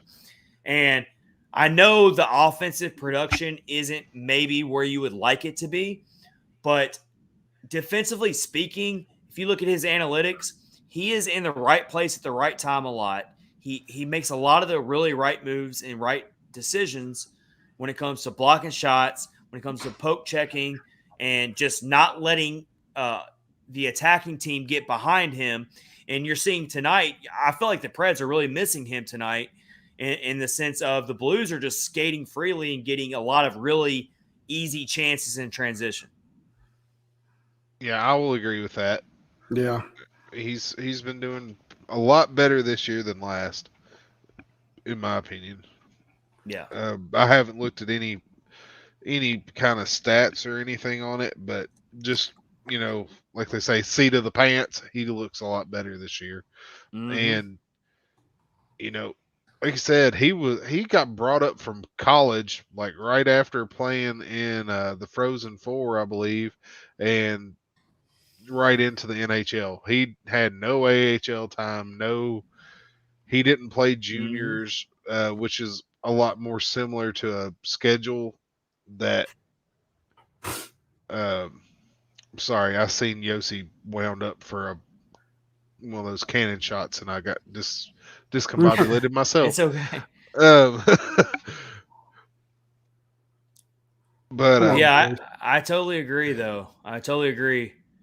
It's one of those things where I think we just instantly had really high expectations for Fabro, and we wanted instant results from him. But I mean, he was thrown into basically being a second pairing defenseman immediately. And, that's a really hard thing to ask of a young player, even a top draft pick. That's a lot to ask for. Yeah.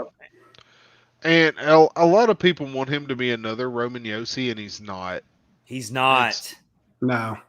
He could end up being I do think we all want to see his offensive production get better. I don't think it's quite there yet, obviously, but defensively speaking, he's actually he's been a really good player for the Preds. I mean, the dude is I think our buddy Boyd, who's an active person on Preds Twitter and with Penalty Box Radio, he put out a really smart tweet about it, saying that Fabro he's a brick wall on that blue line a lot of times. Like, he doesn't let things get past him. And I thought that was a really smart observation from Boyd. And that's true. I mean, and you're, like I said, I'm going to keep going back to it. You're seeing that tonight and also against the Bruins, where you're seeing the Preds get penetrated a lot right now. Like, they don't really have that wall built right now. They're just getting skated past right now. Yep. So we real quick, we have a Blues fan has joined us, Bo Cephas. Okay. Welcome in. And this is a very smart thing that he's talking about here. Size and speed matters, and it absolutely does. And that is what's going on tonight.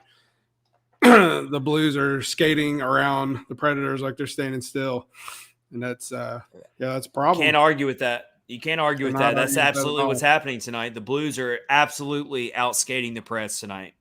Yeah. Kind of reminds me of some of those Carolina games last year. Honestly. Yes.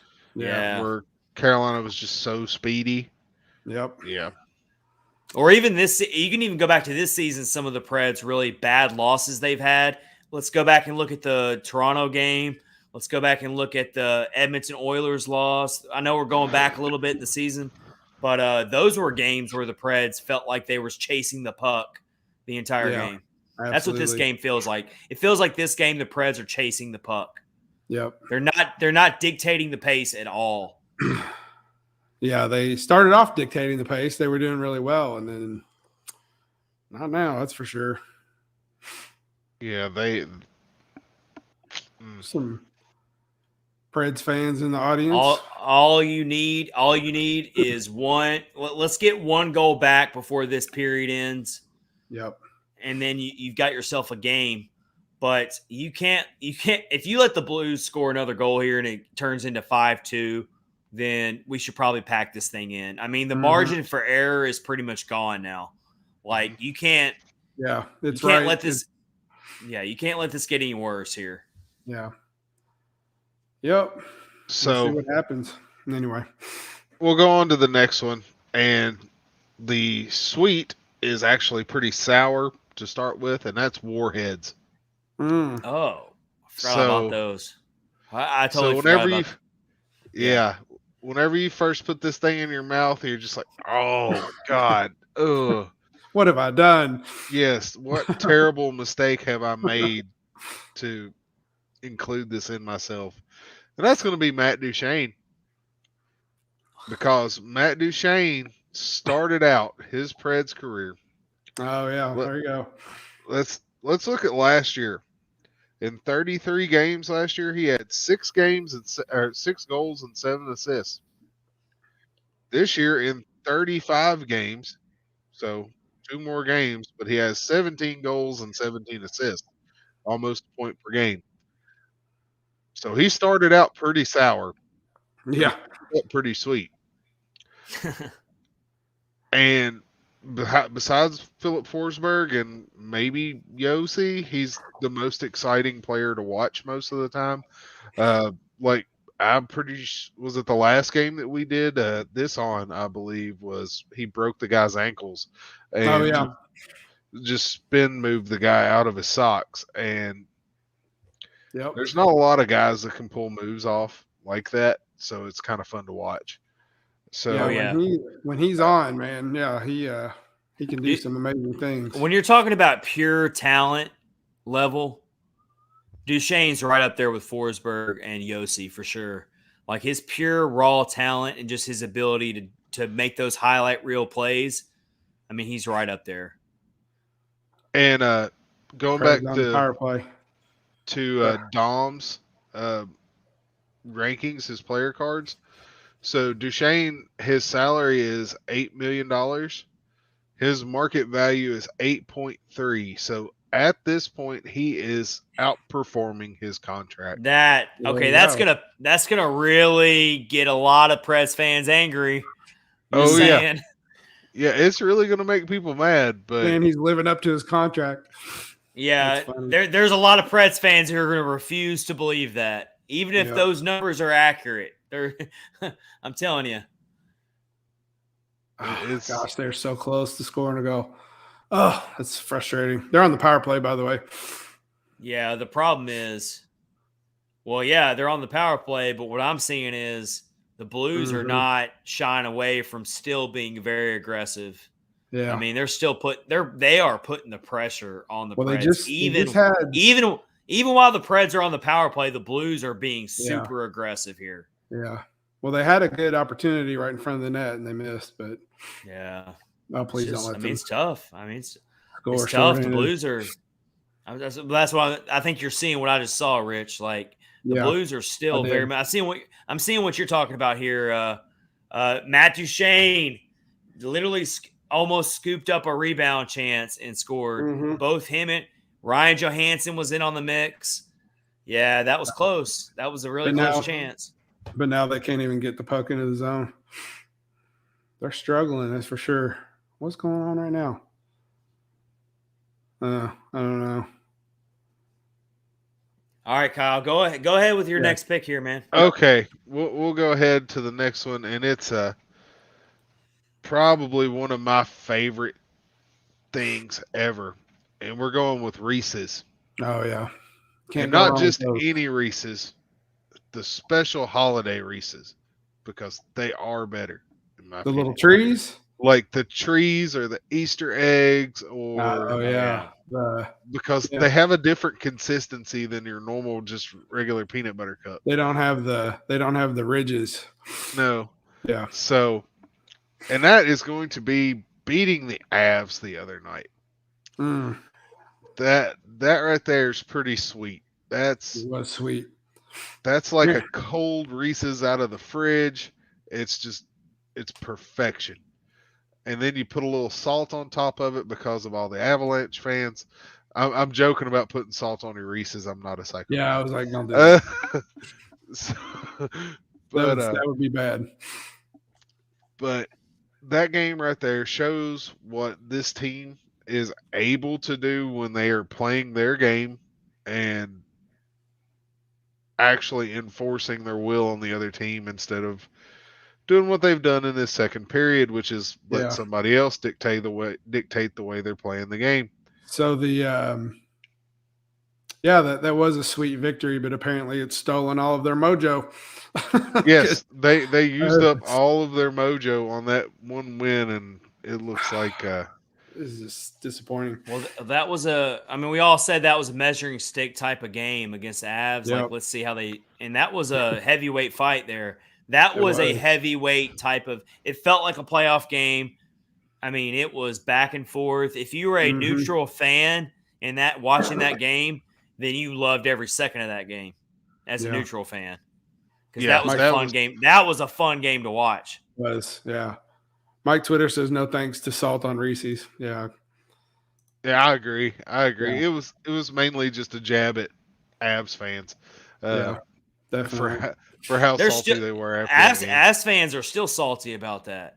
Yes, they are. They might be worse mean, than Red Wings fans. They're running around cheerleading about being in first place tonight. Like, I've seen that. I've seen multiple accounts bragging about being in first place. And I'm like, aren't you the same team that's supposed to win a Stanley Cup or bust this year? And you're Or bragging year, about or the year and before that. you're bragging about being in first place. I mean, I understand that there's a lot of Preds fans who are also bragging about being in first place, but aren't we talking about two teams who are in completely different places right now? So the fact that you feel the need to brag about being in first place is pretty bad, because I'm pretty sure it's Stanley Cup or bust for the Avs this year. It is not Stanley Cup or bust for the Preds this year. No. We know our place. We know our place. We would love to go as far as we can, but I think we all realize we're not a Stanley Cup team, and we're enjoying the ride. We are enjoying the ride. And that's what we said. That's what we said during the preseason. If something good happens, we're just going to enjoy it and not get all caught up in it. And that's what's going on. Yep. That's why I'm firmly on the stand pat train. Yeah, at the deadline. That's fair, and I understand that. But I also think that's why Avs fans are really salty this year, is because they know that there's not much more time they can waste. And if they come out of this stretch of hockey, these years of having these rosters, and they come out of it without a Stanley Cup, that's going to be a disaster for them. Yeah. Wasn't it – who was it last year when they were interviewed after they lost? Was it – it might have been McKinnon. He was like distraught he's like, we haven't done anything, and I'm severely disappointed. I don't remember if it was him or not, but I agree. You want to know when Colorado's window is going to end? Probably after next season, because that is when Nathan McKinnon will be a UFA. Oh. Now you want to talk about that's going to be – you want to talk about a sweepstakes of teams lining up to get him? Oh, yeah. Because he is criminally underpaid. Yeah. Pull up the Brinks truck. What does he make, like $6 million or something like that? It's something really 6.3. Yeah, that's insane. Yeah, considering he's one of the top scoring players in the league, and he's making Philip Forsberg money basically right now. Yeah, and I'm sorry, I love Phil, but those aren't comparable. No, of course not. No. Yeah, but I will say the Avs do have Cal McCarr. They signed him for a long time. And they signed Landeskog to a long contract as well. So, but when it comes to role players, eventually they're gonna, just like every team, they're gonna run into some cap problems, and they're gonna have to make some decisions. I don't feel like. Duchene almost had that one. How many times does Matt Duchene have to be snake bitten? I mean, I'm telling you, man. Like, I know he's got a lot of goals this year. I know he's got a lot of goals this year, and things have worked back in his favor. But I've never seen a player get snake bitten so much like Matt Duchene. He hit the post like 2 or 3 times against Boston. I'll be right back, guys. You're good. Yeah, this, like we were saying, we're taking this season and enjoying what comes or whatever, but it's still disappointing because you see how well these guys can play. Yeah. And then when they don't do it, like what's happening right now, it's like, what happens? Like what's switch flipped in you to where, you're having a bad stretch right now. So, and you have to ask the question, Kyle, what do you think? Maybe I'll ask you about this. Are we seeing what they really are right now and have been this way all along, and we're just having good luck, or do you think that they're good? I still think they're a good team. If Boston had beat them by 3 goals or something like that, I'd be a whole lot more worried. this game here, St. Louis is still one of your top 3 teams in your division, so it's not like they're getting beat by some pushover team. Yeah, that's true. Yeah, you're right. The game against Buffalo, if there was ever a trap game in the history of trap games, that was it. It's a trap. Yeah. Yeah, it was definitely a trap. And that's what's the I don't know if that was them started them on this down this path that they're on of not playing well or whatever, but yeah, something's just missing. Well, I know we're missing Ekholm and Fabro, but just I don't know. Things just aren't clicking like they were, I suppose. No. So I'm not ready to sound the panic alarm just yet.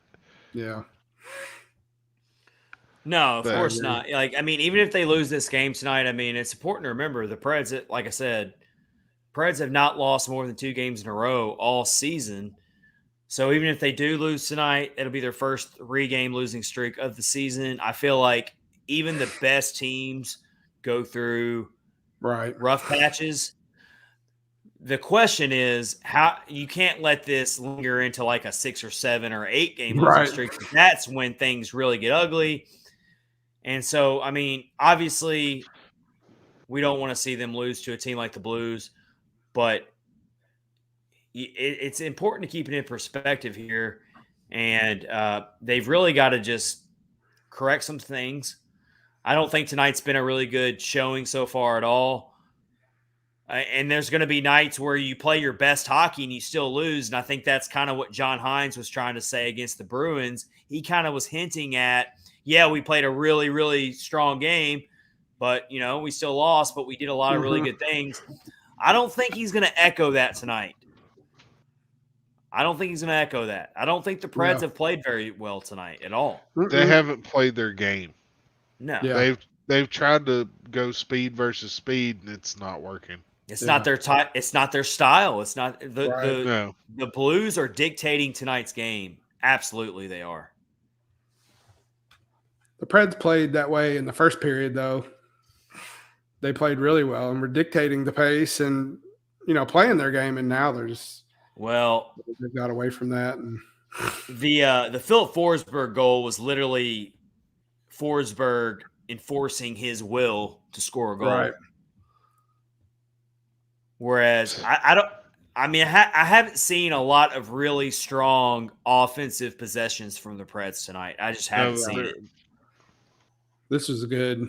I Not agree. capitalizing on that 5-on-3 was the downfall. Yeah, that was a golden opportunity.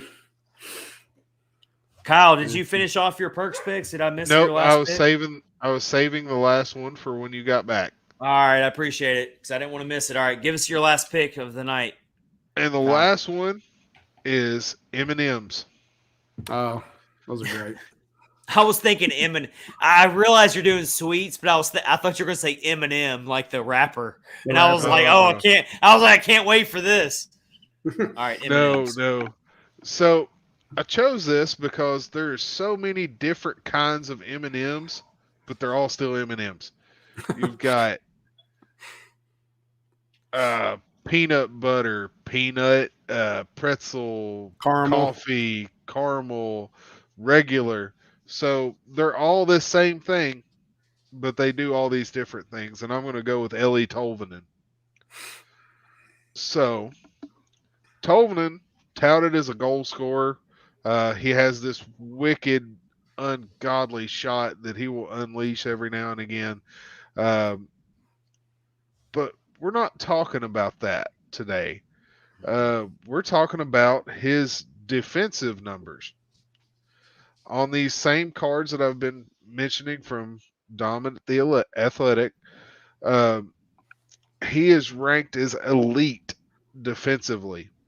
Wow. So he's of the same level as someone like Roman Josi on the defensive ranking. No one saw that coming. So I would have never thought that. You dive into it a little bit more. He is 4th in hits on the team. The only 3 in front of him is Janot, Luke Cunnin, and Boro. So, wow. Tolvanen has hit more people than Yakov Trenin. Yeah. Who had that on their Preds bingo card for the year? No one saw that coming. No one saw. And if they did see that coming, they're lying. And another good thing about M&Ms is they're cheap.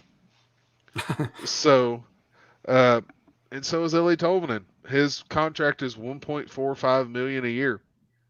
So he's on a really cheap contract, and his actual market value right now is $4.5 million because of how well he is playing defensively. He's playing Selke level defense for somebody who has been complained about his entire career that he didn't play defense. Yep, that's very true. That's a good point. That is a good point. I do think it's fair to be a little bit worried about his offensive production, though, because that is what he's ultimately what the Preds drafted him for. You know, his power play production, all that kind of stuff. He's still a very young player, so obviously nowhere close to giving up on a player like Ellie Tolvanen, who's only 22 years old. But it's great to see his game round out, and he's putting up these defensive numbers. But, I mean, he does got to start showing a little bit of improvement in his offensive game. I know he's had some bad luck. I get all that. But just 5 goals this year, I mean, a player who we know has a lot of offensive tools. I'm not worried yet. I'm not freaking out yet when it comes to that, but it's a player that the Preds are heavily invested in. Not on his salary, but just in terms of he's a young player who's supposed to be, like we just got to talking about it. The Preds have always had a hard time finding homegrown, high-scoring offensive players. Ellie Tolvanen is supposed to be that player. So, I've noticed, like, watching him the past couple of games, like, he kind of has, like, he hesitates and he won't shoot. I saw a couple, and I know, like, I'm not going to, they're professionals or whatnot, but, like, I've seen him, like, have some really good opportunities, and he just, like, won't pull the trigger for whatever reason. So, I don't know. Maybe he's just, like, got some kind of mental block or something and doesn't want to shoot or whatever. But are y'all seeing have you never seen that? The Chris Mason in Lederhosen on top of a snowman? Yeah. Sorry. Did you see that? He's the Chris Mason and Donick and Hal Gill, they did a video trying to get people to vote Roman Josi into the All-Star game. And Chris Mason is out in the snow wearing lederhosen, no shirt, standing on a tree stump, screaming or something. This is the last day to vote, everybody, by the way. Oh, it is. That's right. We're watching it right now. Yeah. I'm doing mine as we speak. What is it? NHL.com/lastminute is what you go to. So. Let's go back to Ellie Tolvanen here. And we were talking about snake bitten players. We always say that Matt Duchene is snake bitten. Well, anytime you see a player scoring all these goals and you look at their shooting percentage and it's like 30% or something like that, you're like, that's not sustainable. That's going to come back down to reality. A lot of times shooting percentage can really tell you, like, what's going on. Are they kind of like outperforming what is sustainable if you see a really large shooting percentage? Well, Ellie Tolvanen's on the opposite end of the spectrum. The guy's got a 5.4 shooting percentage this season. That's on the other end of the spectrum. That's going to eventually, hopefully, bounce back in his favor. And so he's going to start finding some goals here. I mean, he's got 93 shots this year. It's not like he's not finding opportunities to shoot, but it's like, look at this. So last season, he played in 40 games and had 65 shots on goal. This season, in one fewer game, he's got 93 shots on goal. So he's got 28 more shots on goal this season in one less game played. But look at his shooting percentage. Last season, he was a 17% shooting percentage. This season, he's just over 5%. So you got to think that the law of averages are going to bounce back in his favor. That's just a big outlier right there, that his shooting percentage is so low.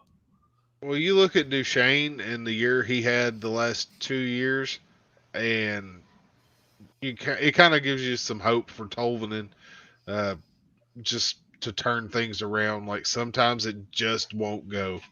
Right. Exactly. And to what you're bringing up, Kyle, he's impacting the game in other ways.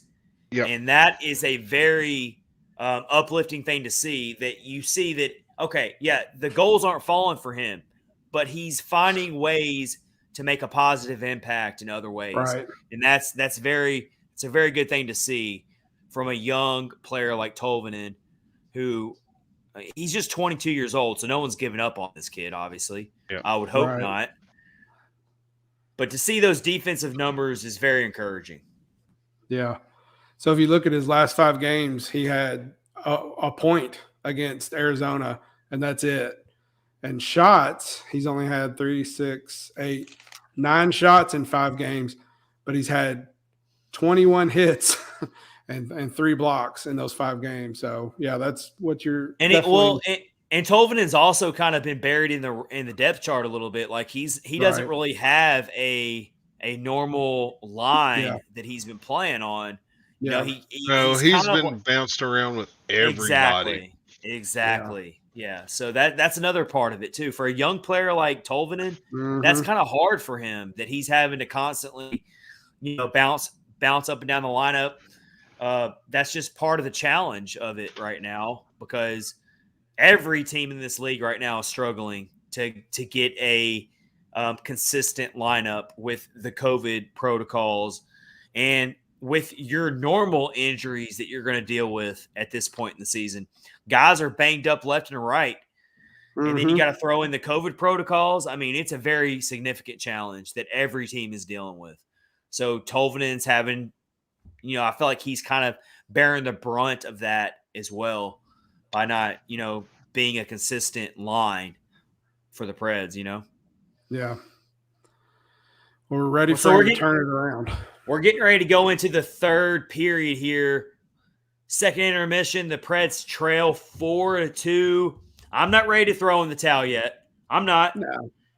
Let's see what kind of adjustments they make here. Let's see how they respond coming into this third period. You got to get a goal quick. I feel like the margin for error is 0 now. You can't make any more blunders here.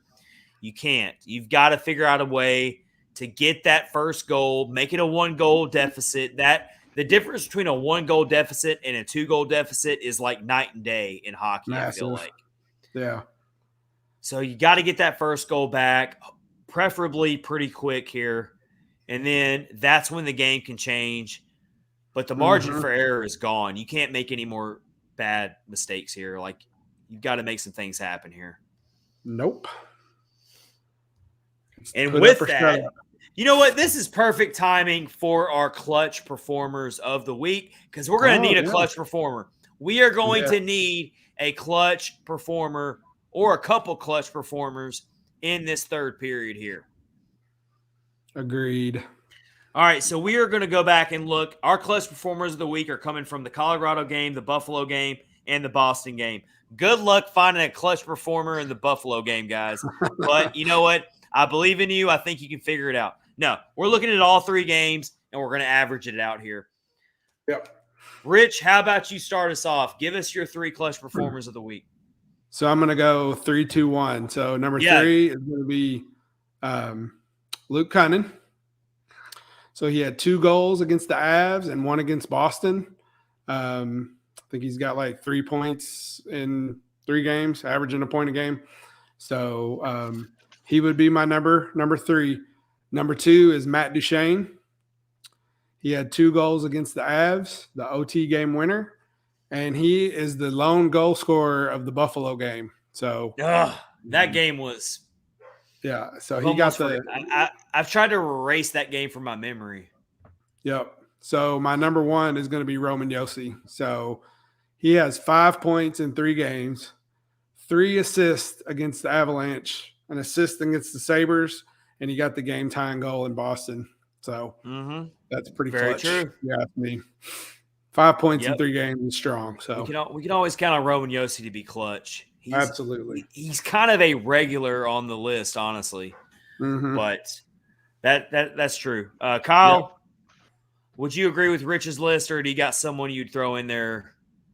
I really can't change anything that he said, honestly. You got to throw Saros in there probably for. I mean, doing as best he can with getting shelled for 40 plus every night and no nights off. Yep. That's true. All right. Yep.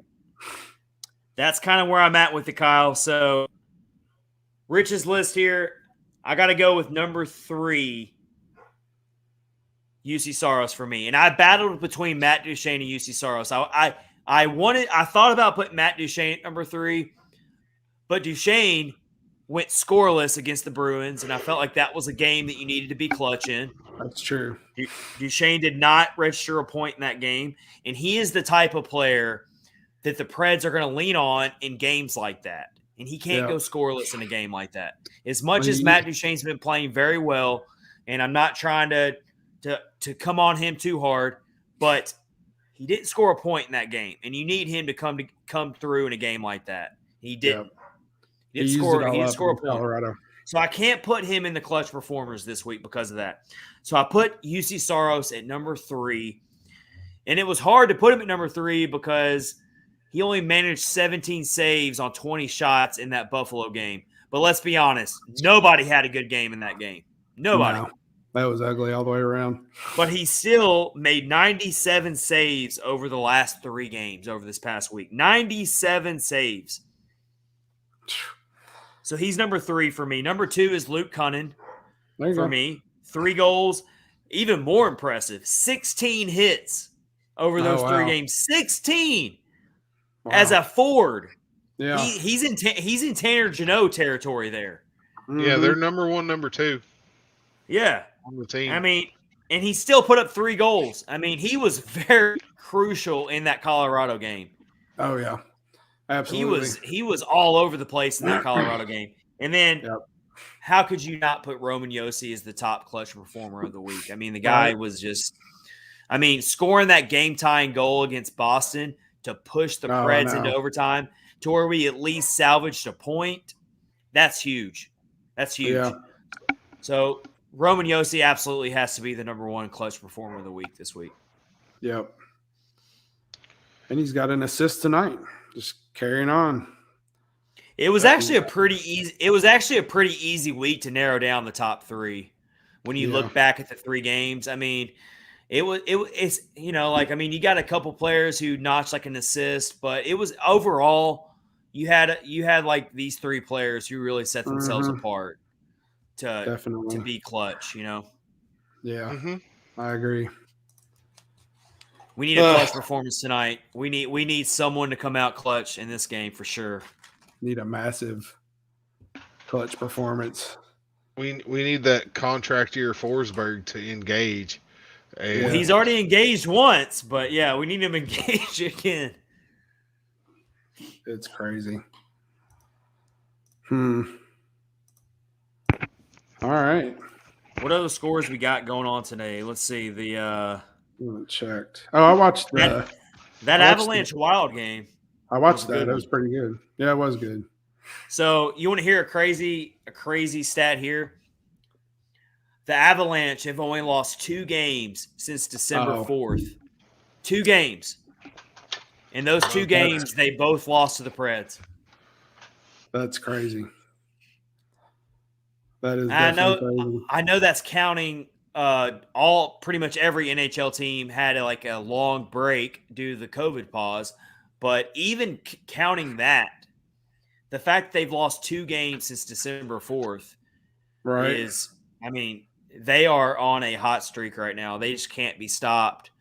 And so that win over the Avs on Tuesday is just even more impressive when you look at it, considering that they're pretty much beating everybody right now. Looks like the Coyotes beat the Canadians 5-2. Oh yeah, that was a blockbuster game. Scalpers night off. They're like, I got some tickets. Do you want them? Here's 5 tickets.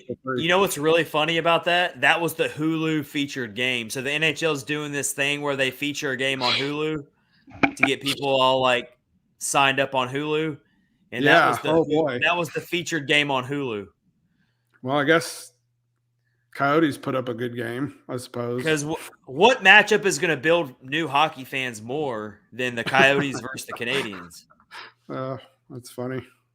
Looks like the Kraken beat Chicago 3-2 in a shootout. That's another really great matchup that I'm so sad I missed. Yeah.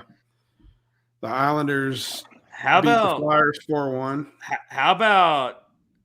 How about that Sharks game, though? I mean, I just saw five goal performance from Timo Meier. That's crazy. 5-goal game. Did you see? So the Sharks had 17 shots on goal. The Kings had 41, and they lost 6-2. That's crazy. That is so. What do we always say? What do we always say? Hockey is a very weird sport. Very weird. Absolutely. Wow, 6 goals on 17 shots. 5 of those goals from the same player. That's crazy. That's crazy. Looks like the Golden Knights are beating the Penguins. Red Wings beat the Sabres in overtime 3-2. There you go. Beat the Wild.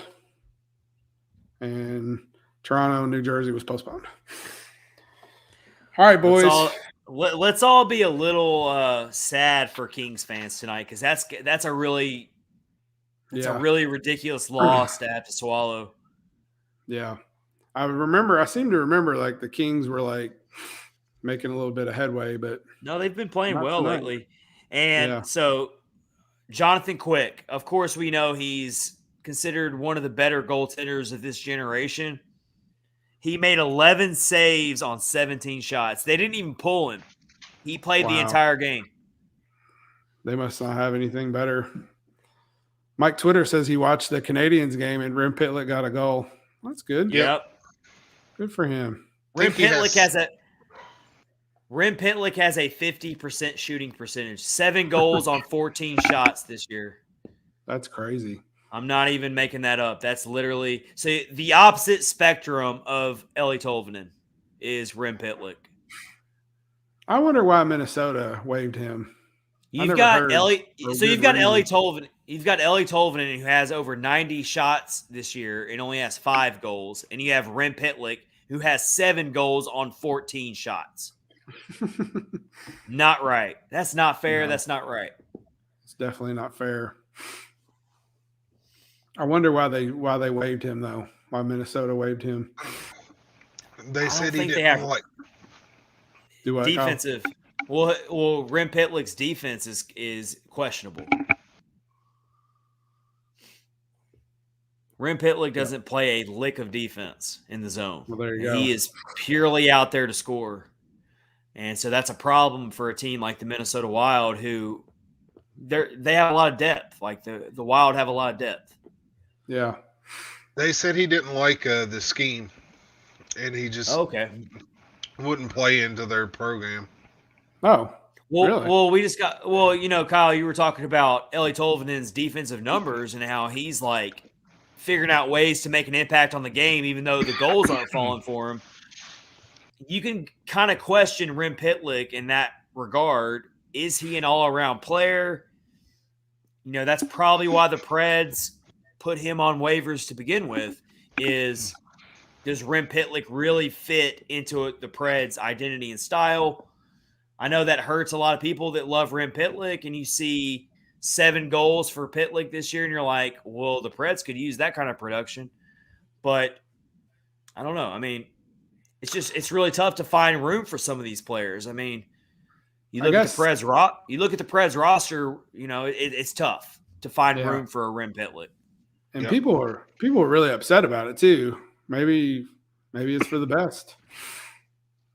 I mean, he'll get more top line minutes in Montreal than he ever would have in Nashville. So exactly, it'll be better for him there, honestly. Exactly. I mean, I liked him, but I wasn't like crushed that he got waived. I mean, we're still waiting to see if Tommy Novak can make a comeback to this lineup. I mean, you want to talk about a player who was playing really good all around hockey, was really stacking up the assist for this team. Yep. I mean, you know, it's just tough. It's tough to find room for everybody. Forsberg's going in. We need him to score like right now. Right now. We're under 17 minutes left in regulation here. This is episode 97 of Catfish on Ice. We are here from start to finish here for this game with everybody. Yep. Preds are down 4-2.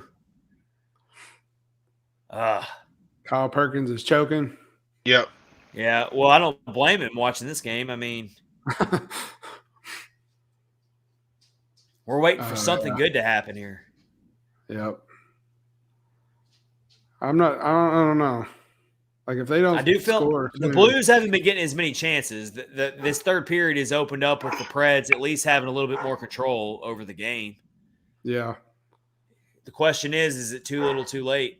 It might be. It's crazy. I have a quick on this day we can talk about. Oh yeah, on this day in Preds history. Yeah, it's not really history making or anything, but in 2020. So these are some players that we talk about a lot, and we like all of these players. On January 17th in 2020, the Predators reassigned Yakov Trenin and Alexander Carrier to Milwaukee. Oh. Back in 2020 on this day. Well, Alexander Carrier took so long to finally make his way into the NHL. I mean, he was a regular strong performer for the Milwaukee Admirals before he finally broke through and got to the NHL. Yeah. And look at him now. And then, of course, Yakov Trenin, I mean, we were worried about losing him there for a while when he with the whole KHL deal. Right. Oh, yeah.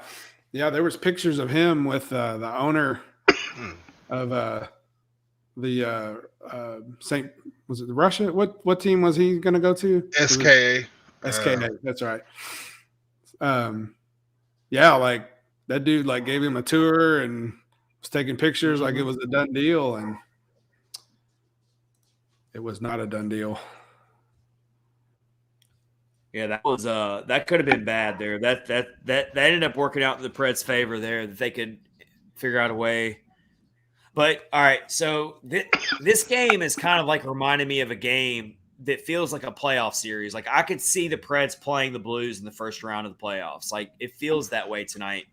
And when I'm thinking about a 7-game series against the Blues, it scares me because I just don't know if the Preds have enough weapons to win a playoff series right now against some of these teams. And that kind of goes back to the whole, like, should they be buyers or not? Or should they just understand that this was already considered a season where they were rebuilding and just forge ahead with what you got? If the Preds win a playoff series, that's bonus. But let's just move ahead with what we got and hope for the best. But really, it's more about the long-term future, you know? Yeah. And that's kind of what we did to temper our expectations. But when you see them play so as they have, you're kind of disappointed because you're like, I can see how good you guys are when things are clicking. So then, you know, to see them implode from here and get bounced out of the first round of the playoffs I'm not going to lie, it would be disappointing, but like we said, everything this season, anything good is all cake. So, yeah, I'm just not sure if they have enough goal support for UC Saros to actually win a playoff series. I don't think they do. If they drew the right opponent in the right matchup, then maybe they can win a playoff series. But do I think they can win a play? Do I think they can win a playoff series against the Avalanche? I don't. Right. Do I think they can win a playoff series against Vegas? No, I don't. You know, like they're a lot of your top teams, even though I know the Preds are at the top of the Western Conference right now in terms of points. Yeah. I just don't – when it comes to a 7-game playoff series, I don't think they have enough. Yeah. You know? I totally agree. So if you look right now in the Central and the Pacific, is it really the LA Kings? So it's Vegas. Yep. Wow. Vegas, LA, and Anaheim, and then Colorado, Nashville, and St. Louis. Yeah, like in the Central, like I don't see them. I would agree and would see they would have a hard time if they could even do it at all, beating Colorado or St. Louis in a best of 7. I just don't think it would happen. That's also kind of why I understand Kyle's thought of don't be heavy buyers, because what really is a first round playoff series worth? Like, I mean, it would make fans excited. Like, yeah, we finally won a playoff series and we finally got to the second round again. But what's that worth? That's not worth like renting a player on the trade market and giving up a couple draft picks. Is that really worth it? Probably not when you're trying to rebuild and you're trying to build a foundation. So it's a really tough position for David Poile to be in. Right. Because you didn't expect this season to even be this successful. Right. But now you're in this position. And so it makes you think, okay, what do we do now? Like, well, what do we do? Yeah. I don't know what the answer would be. Bocephus says, just have to make the playoffs and anything can happen. That's true. And then he says, or they say, Las Vegas, I guess that's supposed to be Preds, have a chance. I don't know. Are they saying against Las Vegas we have a chance? Maybe. Playoff series? I don't know. I think so. I'm not sure. All right, Kyle, thank you so much for joining us tonight for Perks Picks. We appreciate you as always. If I could get over this cough, nobody wants to sit here and listen to me cough all night. So it's all good, man. We really appreciate you, dude. Thanks for the Perks Picks. They were awesome. Yeah, we will see you. We'll see you again for the next episode, man. See y'all, boys, and thank everybody for watching. All right, man. Have a good one.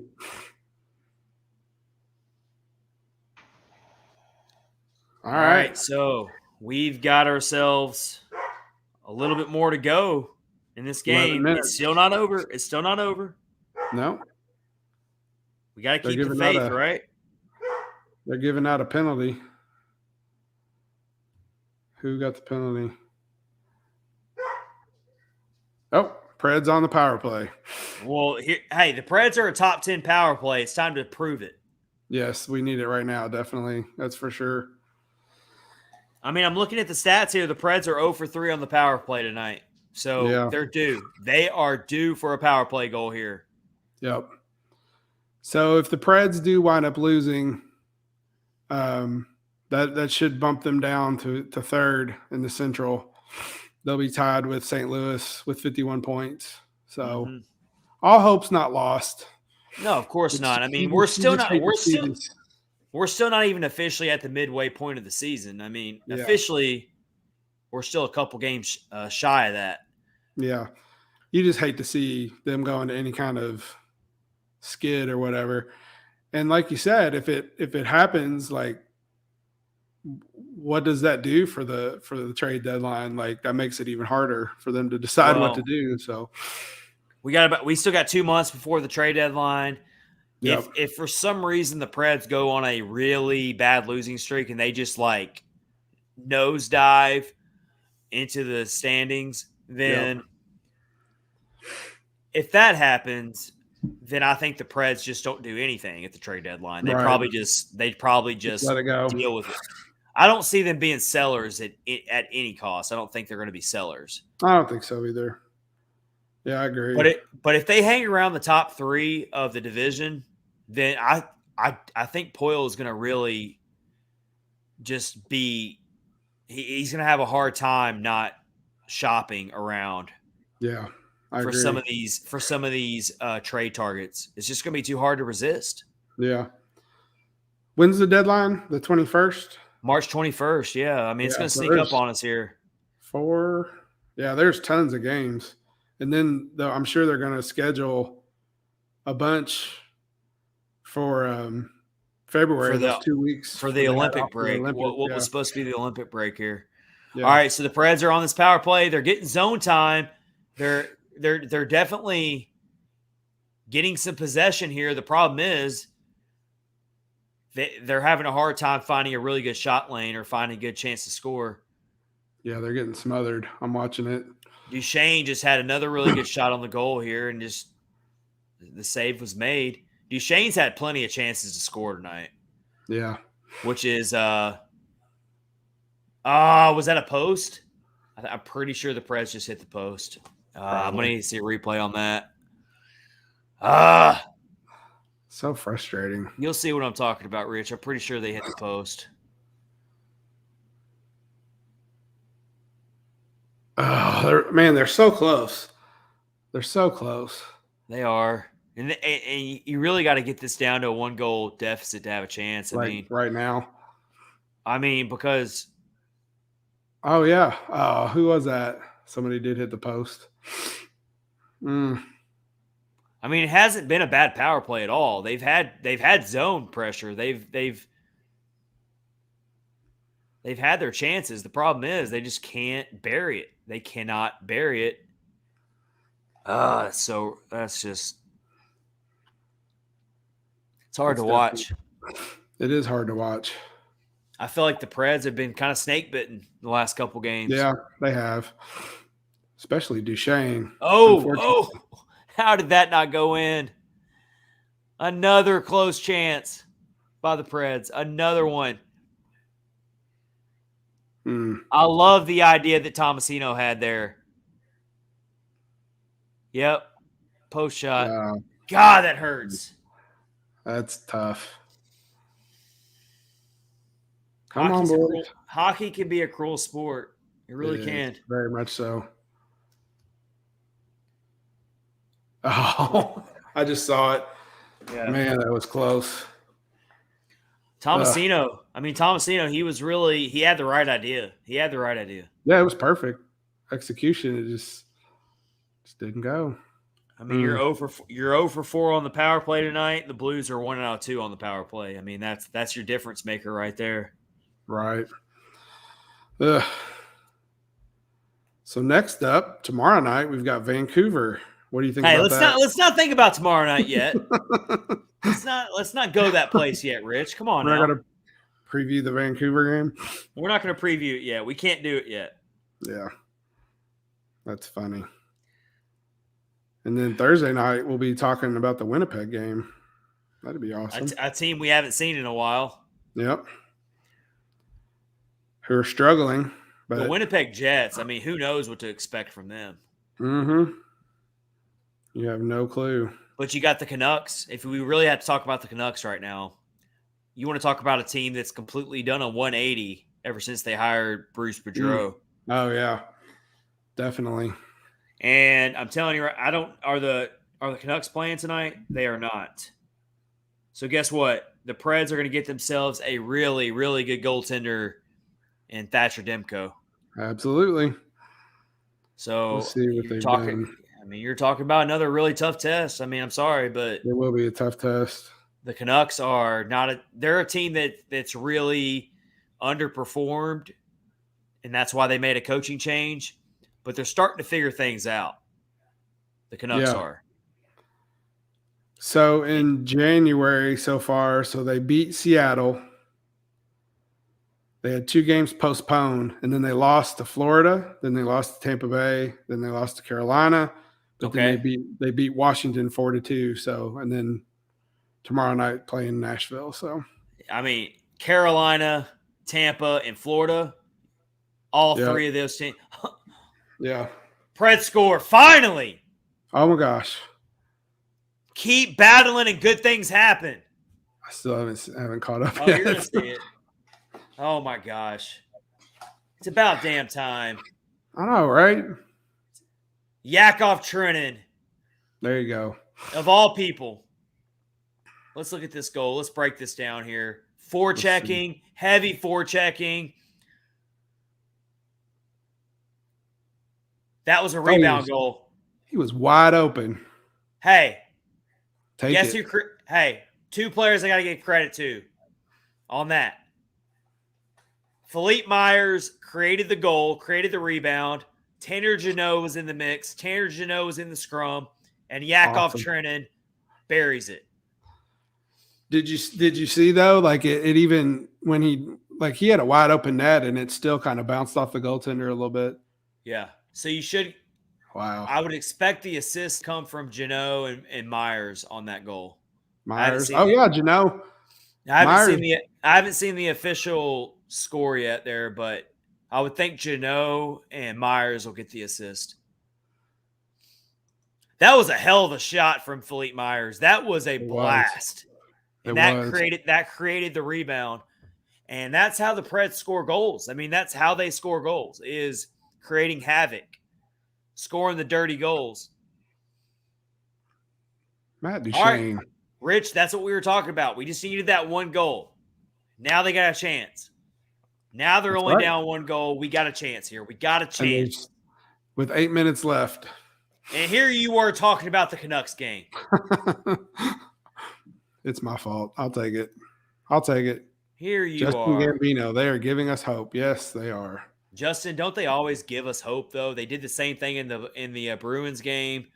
They didn't do it against the Sabres, I'll tell you that. But no, they did not do that. God. They were just showing one of the watch parties in Nashville. Those look like fun. You know what hurts, though? I feel like we're really due for a Saros steal game, like a game where he just steals it, where he just stands on his head. Yep. And we haven't really gotten that from him lately. I'm going to say I think they need to give him – I mean, obviously he's going to get a rest tomorrow, but I think they've made a mistake by playing him so much. I hate to say that, but – I agree. I mean, I'm right there with you. I really think the dude's tired. I mean – I don't understand why it clearly shows that they don't have a lot of faith in David Riddick at all. Yeah. And it's yeah, I mean, he's definitely showing that he's letting in goals that he shouldn't and that he wouldn't normally. So Johansson had a really good chance there at possibly getting the tying goal. Let's look at this slow-mo. He missed the net. Oh my gosh, he's right on the doorstep too. You can't miss the net that close. Come on, Joey. He's kicking himself. He's kicking himself for that. You cannot completely miss the net that close. Come on now. Mm-hmm. And that's been the knock on him. I know he's having a better year this year, but that's been the knock on Ryan Johansson. Oh man, I think he would have had him. He had it. He had it beat. He had him beat. Boy, did he. Man. Gosh, those are the goals that sting right there. Those misses, they really sting. Like, if the Preds end up losing this game, you're going to look back at that miss. The goaltender went low, and he had the whole upper part of the net. Whether it's fair or not, you expect Ryan Johansson to bury goals like that. I mean, I'm sorry, you do. He is at that talent level where he needs to bury goals like that. Justin Gambino. Joey, you should have had that. Absolutely right. This is when Preds fans think about that contract he gets. If you're getting paid $8 million a year, you need to bury goals like that. I'm sorry, but it's true. I need to look up that player card from the guy from the Athletic and see what Johansson did. It's good stuff. Yeah, I mean I know what Kyle was talking about. He rates the contracts and whether they're earning it.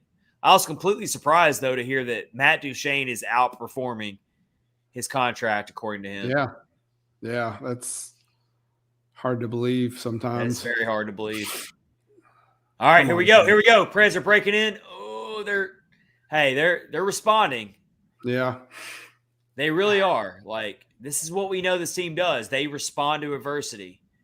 You can't ever excuse this you can't ever accuse this Preds team of giving up. No, they don't give up. They just lose. Oh. They just lose their momentum. Tomasino just about scored. Oh my gosh. Pandemonium. Preds are putting it on them. Good. Blues are on their heels, but they can't score. Ah. So frustrating. Tomasino, man, he is shrugging right now. Oh, Rich, I can't handle it, man. I know. It's tough. It's really hard. Dude, I thought for sure they were about to. Oh my gosh. This goaltender for St. Louis, what's his name? I don't know how to say it. This HUFFO. guy is leaving so many rebounds out there. He is leaving loose pucks out there. Man. Preds just got to keep peppering this guy over this last 5 minutes. He is leaving rebounds out there for the taking. He is. He's not smothering pucks. He's leaving rebounds out there. This is your chance right here. We're under 5 minutes to go. You got to expect the Preds will probably pull Saros around the 2-minute mark. So, yeah, 2.5. But what did we say going into this third period? The margin for error was 0. You couldn't make any more mistakes. And I got to say, the Preds have been the better team in this third period. They have. Absolutely, they have. They just need to just turn up the heat, man, and just get one more. Just get one more. That's all it takes. No, they need 2 more, Rich, if they want to win. Well, come on. Well, I know. Right. I know what you mean. All right, so shot total is 32-28 Preds. They're winning the faceoff circle, barely. They're winning the hits total. They've kept the giveaways down. They only have 6 giveaways. Man, Tomasino. Yeah. Tomasino nearly had, he's had 2 chances recently here in this game, in this third period, to get a goal. He had an open net, but a really good defensive play from the Blues covered the puck. He couldn't scoop up the puck. That power play, 0 for 4, that's killing him. Killing him, but I'm telling you, here we go. Duchene with another shot, gets saved. Gosh, how many shots on goal does Duchene have in this game? He's been all over the puck this game. 4 shots on goal for Duchene tonight. Wow. Seems more than that. It does seem more. I think he's had some shots blocked. Philip Tomasino shaking his head. Yeah, he's that's another player that's been snake bitten all year, is Philip Tomasino. I just saw the Duchene shot. Tomasino was the player we all thought was going to be in the Calder Trophy race. Not Tanner Jeannot. No, I know. Yeah, that's true. Yeah, I don't know. I don't know what to say, what to think about him at this point. Tomasino. We got to dig deep. We got to dig deep here. Got to dig deep and figure out a way to score here. That's just like seriously forechecking. All right, boys. I love the response. I love what they've done in this third period. They've really shifted momentum.